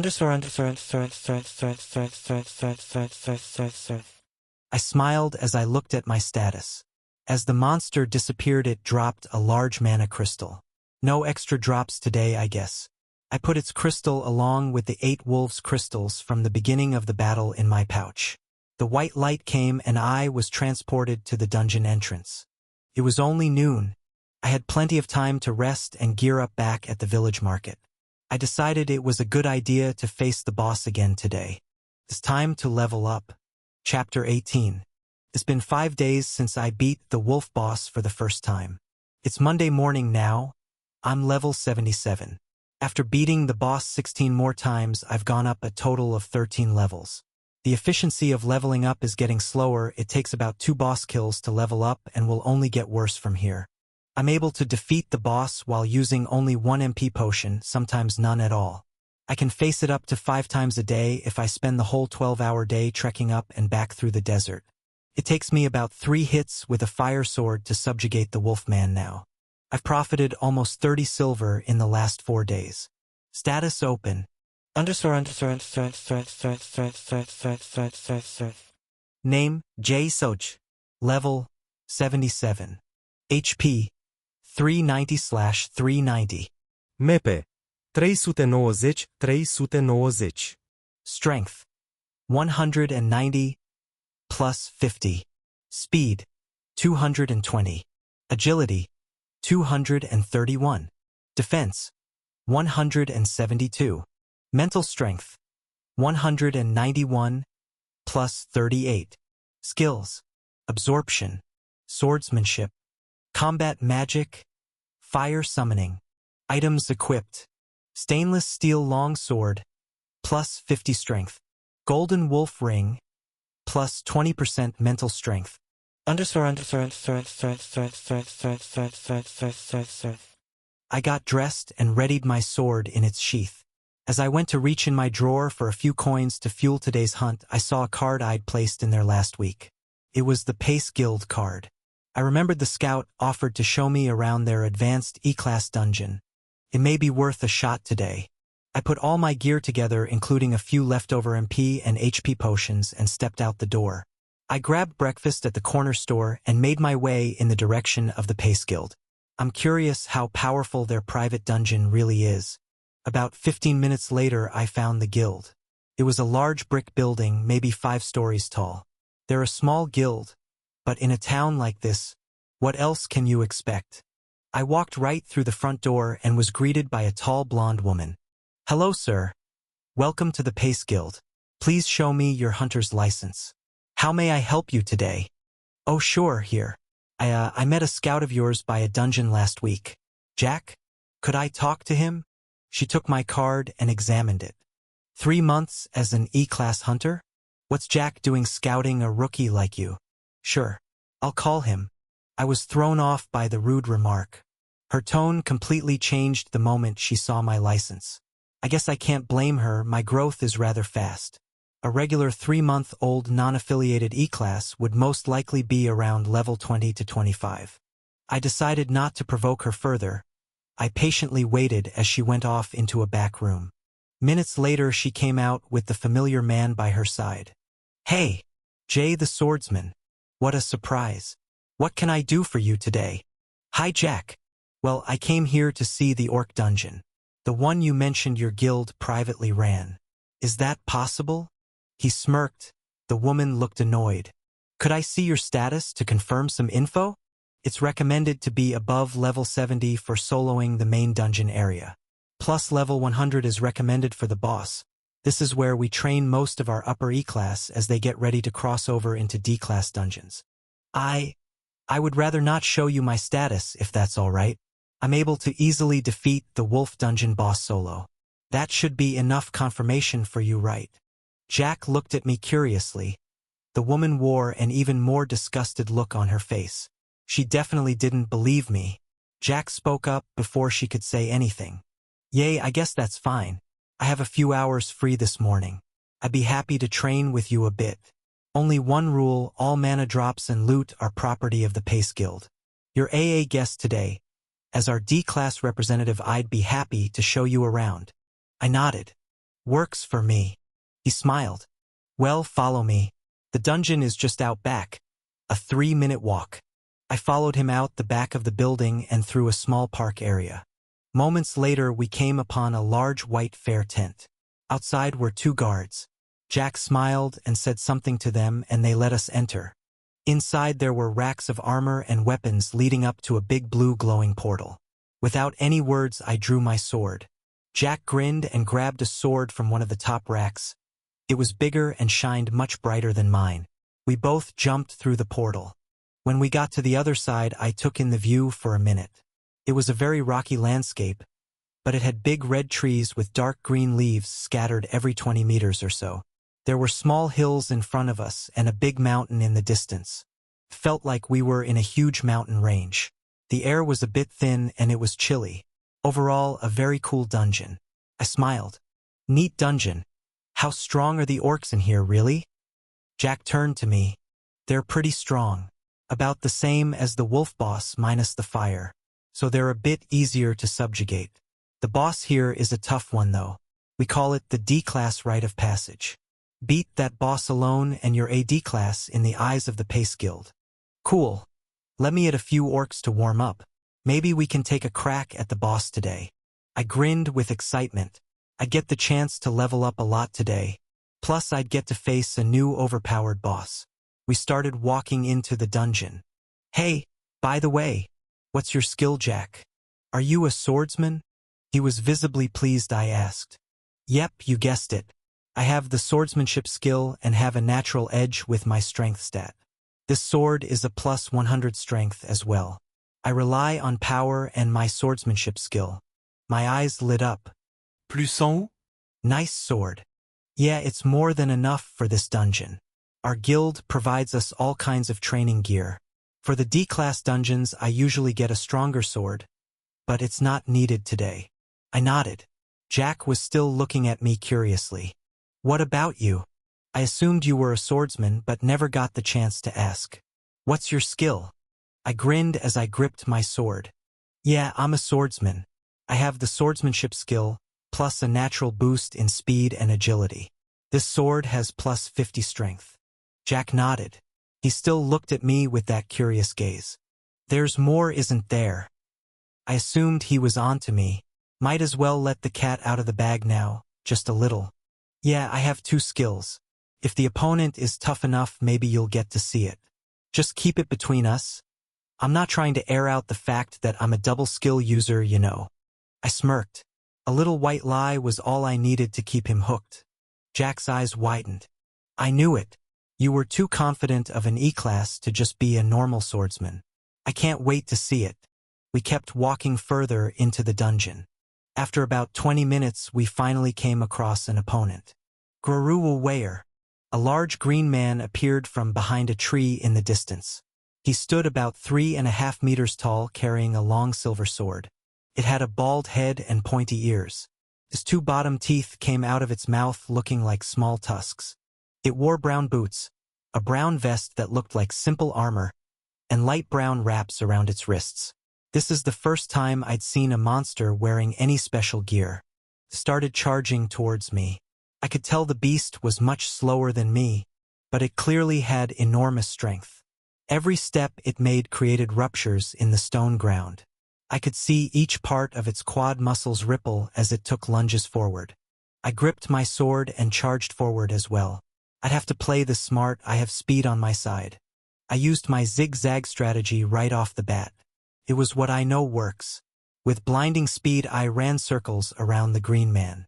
It swung its sword with deadly power, but I managed to gracefully dodge it with ease. I sliced its right leg first. Gru-wah-wah. I circled back and made a slice in its left as it was crying out in pain. They were deep cuts. The beast was dripping with blood. I could tell it was panicked and angry. The monster turned and charged towards me with a wide swing of its blade. I zipped out of the way as it sliced a tree in half where I was moments ago. I made my way around its backside and plunged my sword in its back through the tough leather armor. Gwea-wera-air.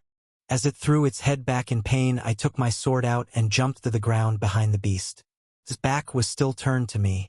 I went in for my final strike as the orc raised its sword and attempted to position its next attack. It made its move, swinging its sword while turning towards me. The attack had power, but not much thought was put into it. I tracked its trajectory and jumped over the blade, directly moving towards the orc's head. I plunged my blade into the orc's open neck and heard it let out its last muffled breath. It fell to the floor with a thud, and I stood there admiring my work with a smile. Level up. Name J Soju. Level 78. HP 395/395. MP 225-395. Strength 192 plus 50. Speed 223. Agility 234. Defense 174. Mental strength 193 plus 39. Skills: absorption, swordsmanship, combat magic, fire summoning. Items equipped: stainless steel long sword, plus 50 strength. Golden wolf ring, plus 20% mental strength.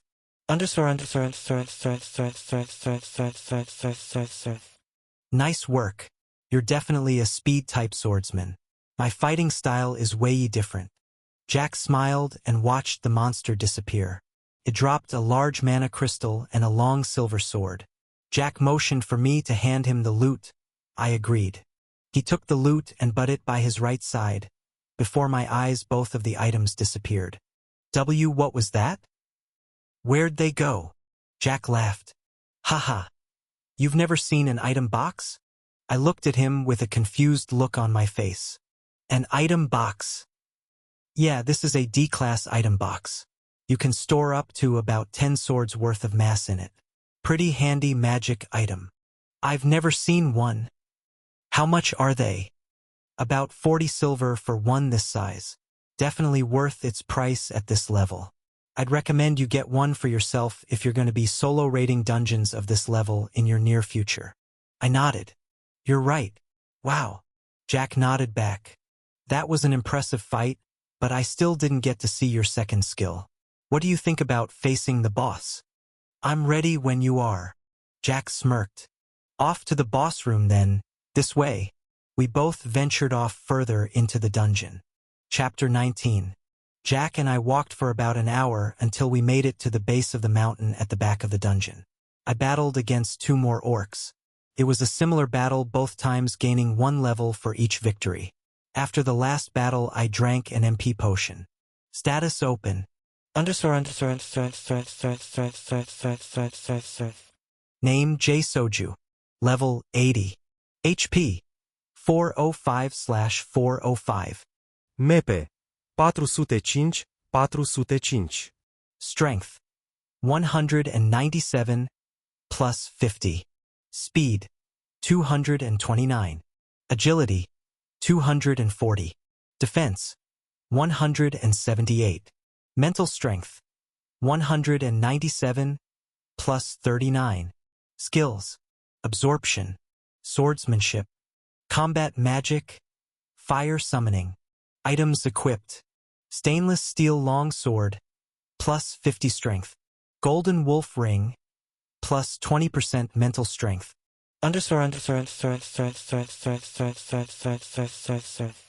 Alright, the boss room portal is just up this way. Come on.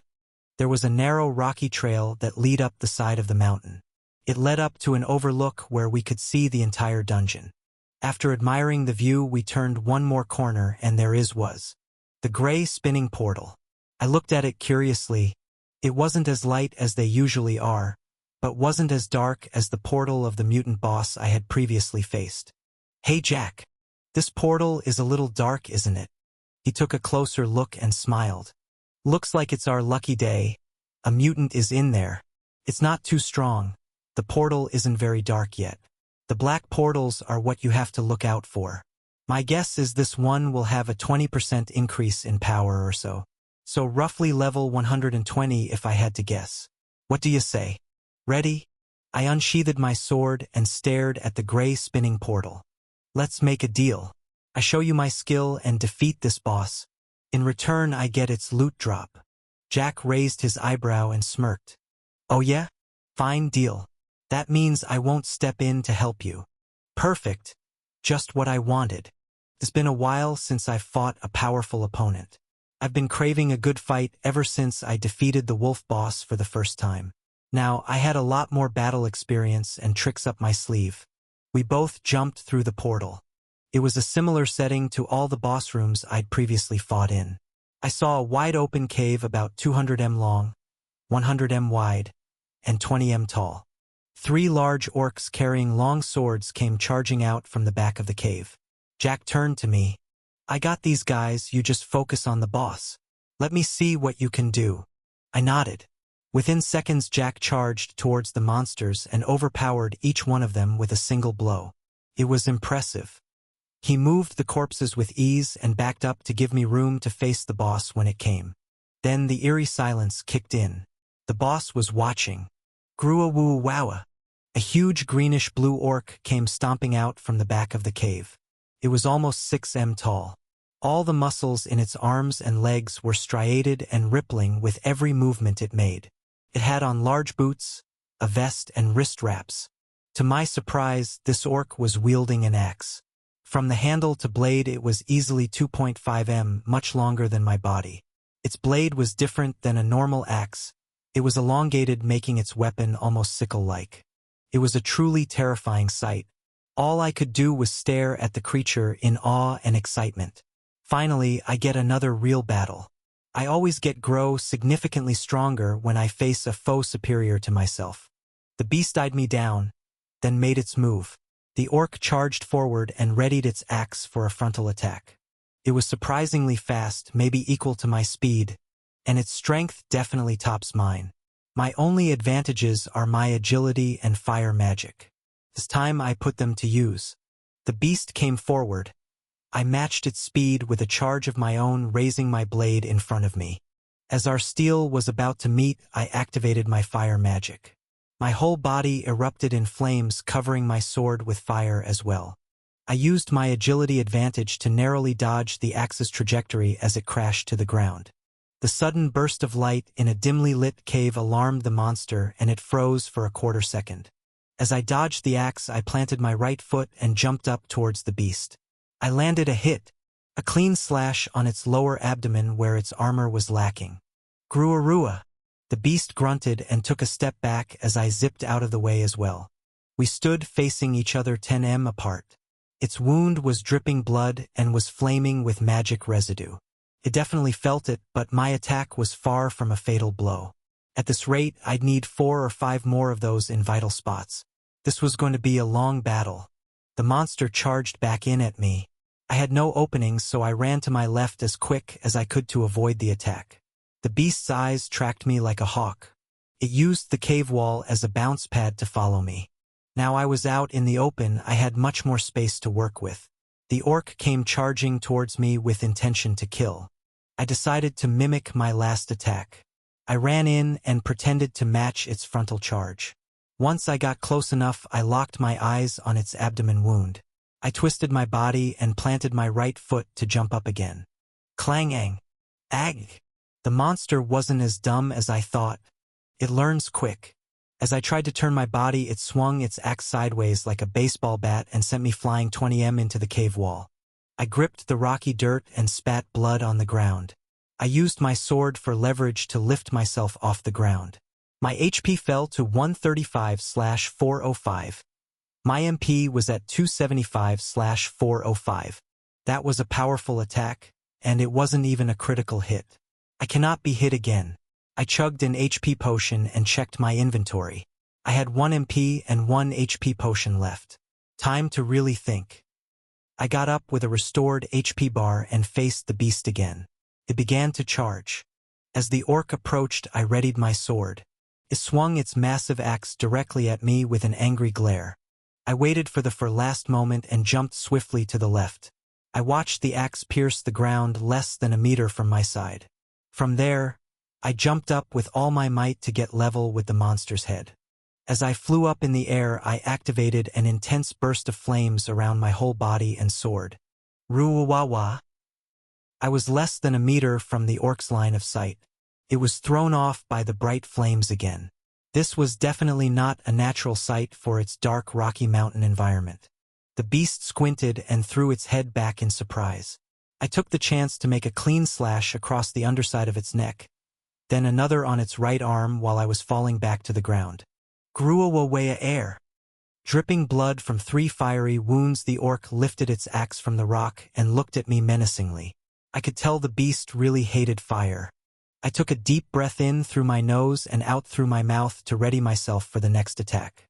I opened my status to see my MP at a dangerously low 35 out of 405. I sprinted backwards about 20 m, letting the monster chase me as I chugged an MP potion. Once I was fully restored, we faced off again. I needed a new trick. This orc won't fall for the same thing twice. We charged full speed at each other. Once I was 5 m away, facing its heavy axe above my head, I erupted in flames. This time I chose not to change my trajectory. I doubled down and ran forward as fast as my legs could take me. Faster. Faster. Faster. In a ball of flames, I blew past the imposing axe by millimeters. I felt its wind cut through the flames on my back. I was directly under the orc now. In a rapid spinning motion, I slashed its right and left legs on the underside of its knees. I kept my speed up and made it out from under the monster as it fell into a kneeling position. Thudded. I planted my right foot to turn and focused all my fire into my blade. The fire surrounding my body crawled towards my sword and surrounded it in a crimson-red veil. I jumped towards the fallen beast, and with a final victory yell, I plunged my sword into the back of its neck. Itis over. Grua. Thud. Level up. Level up. Level up. Level up. Level up. Level up. Level up. Level up. Level up. Level up. Level up. Level up. Name, J. Soj. Level 92. HP. 465/465. MP. 105-465. Strength. 225. Plus 50. Speed. 263. Agility. 276. Defense. 203. Mental strength. 225. Plus 45. Skills. Absorption. Swordsmanship. Combat magic. Fire summoning. Items equipped. Stainless steel long sword. Plus 50 strength. Golden wolf ring. Plus 20% mental strength.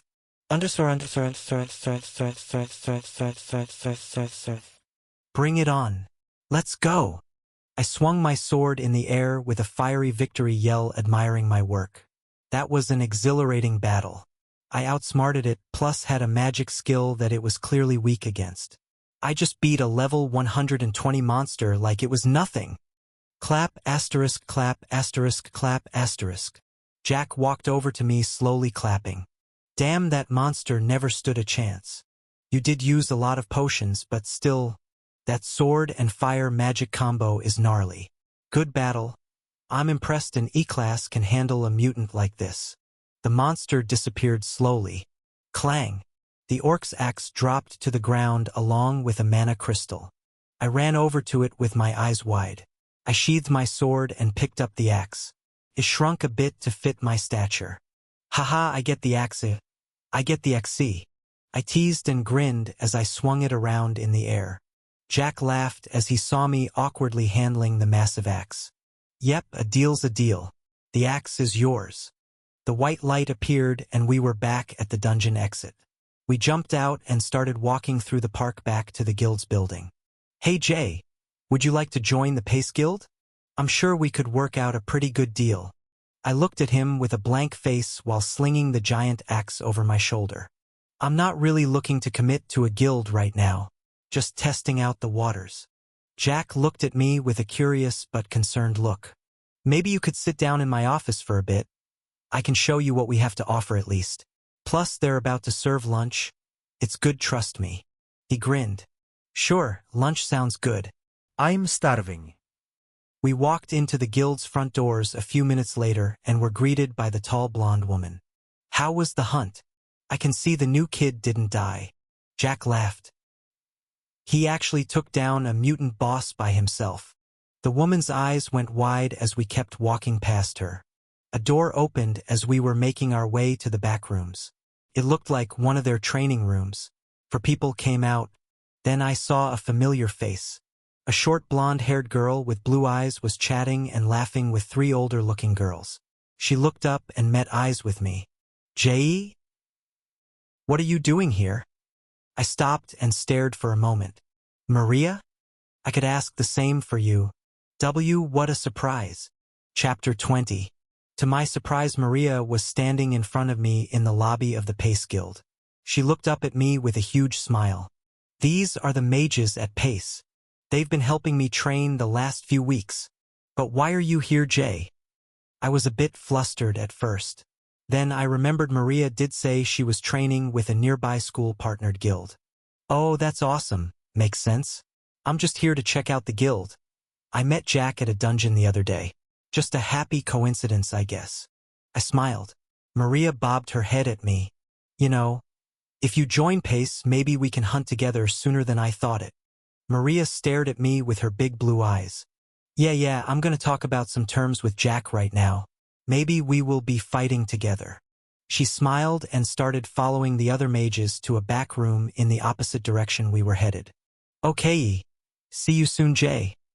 Jack turned to me as I waved her off. You know Maria? I nodded. Yeah, she's my next-door neighbor. I had no idea she was working with you guys. Jack smiled and nodded back. Yes, she's a very promising mage. We scouted her from the first years. Those are our D and C class mages she's working with. Hopefully we can bring her up to speed quickly. Her mental strength stat is off the charts, and with that ice magic, she will be a force to be reckoned with. I'm happy we have the opportunity to train her. I put a few fingers to my chin, thinking to myself. I knew she had an impressive status, but who knew she'd be this big a deal so quick? Good for her. Now down to the real business. Lunch. Oh yes, of course, ha ha ha. We turned a corner and Jack's office was on the left. As he opened the door, I could smell the sweet scent of meat and spices fill the air. We sat for a few minutes to eat before Jack spoke up. All right, so what do you think? The Pace Guild has a variety of private and partner dungeons E to C class. What is your main focus as a hunter? Fame? Fortune? Pow dash? Yes, power. I want to be strong. That's it. Jack smirked. That's what I like to hear. You have a very unique fighting style. We don't have anyone in our guild that possesses two offensive combat skills. I got serious for a moment and stopped eating. I know you can get me access to high-level dungeons and guides for training. That's pretty obvious. The benefits for you would be the loot I can collect, and the benefits for me would be the accelerated level increases I get it. Jack nodded. I thought for a moment. I'd like to join your guild. But dash. But what? Jack had a concerned look on his face. It needs to be a non-exclusive guild contract. I'd like to have the freedom to work with other guilds during our time together. I'd like to set up our contract so that I will not be able to sign any exclusive contracts with other guilds while contracted with you at the Pace Guild. Non-exclusive contracts will be fair game for me to sign. I'd just like the basic freedom to work with the Hunters Association or other guilds if they approach me. This is my offer. Jack thought for a moment, then stood up. How about a 6-month non-exclusive contract with the Pace Guild? This will include 1 mandatory raid per month. You will have unlimited access to all private and partnered guild dungeons, but all mana and weapon drops will be property of the guild. You may use any of the guild's provided weapons if the caliber of the weapon matches or is lower to your current class. How's that sound? One issue. Jack raised his eyebrow. What's that? I get to keep all mutant monsters drops. That's mandatory. Deal. Great. We shook hands and both grinned. Jack wrote up a simple contract and after reading it over I signed. I'm officially a non-exclusive hunter for the Pace Guild. We talked a bit longer and finished the feast in front of us. After about 30 more minutes, I stood up. Well, it was a pleasure today. I want to go get this axe checked out and rest up for the day. I'll come back tomorrow and train in the orc dungeon. Jack nodded. Sounds good, Jay. I'm glad we made a deal today. See you tomorrow. I waved and walked out the office door and through the lobby. I nodded at the blonde woman before exiting the building. She just nodded back with a blank face. I grinned while walking down the main road with a giant axe over my right shoulder. I was off to the village market. 15 minutes later, I arrived at the merchant's stand. Hey old man, I have a big axe for you today. Tell me about it. The merchant picked up the axe and examined it in awe for a full minute. This is a D-class combat item. Where'd you get it? I smiled with satisfaction. It was a mutant boss. I beat it myself. Damn. Kids are getting strong these days. Good for you. So tell me, how much is it worth? He eyed the axe again. If you find the right buyer, I bet you could get over 50 silver for this item. But in a small village market like this, I'd be lucky to get 25. Most I can buy it off you for is 20 silver. What? Come on. Where can I sell it for more? The old man thought to himself. There is an auction down in Avery District every Saturday. They buy and sell pretty valuable items there. It may be worth a shot. Avery District? That part of town is dash. Yeah, it's a little shady. Where else are you going to buy and sell untaxed rare magic items in a town like this? Yes, it's a black market of sorts. But you asked where and I told you, kid.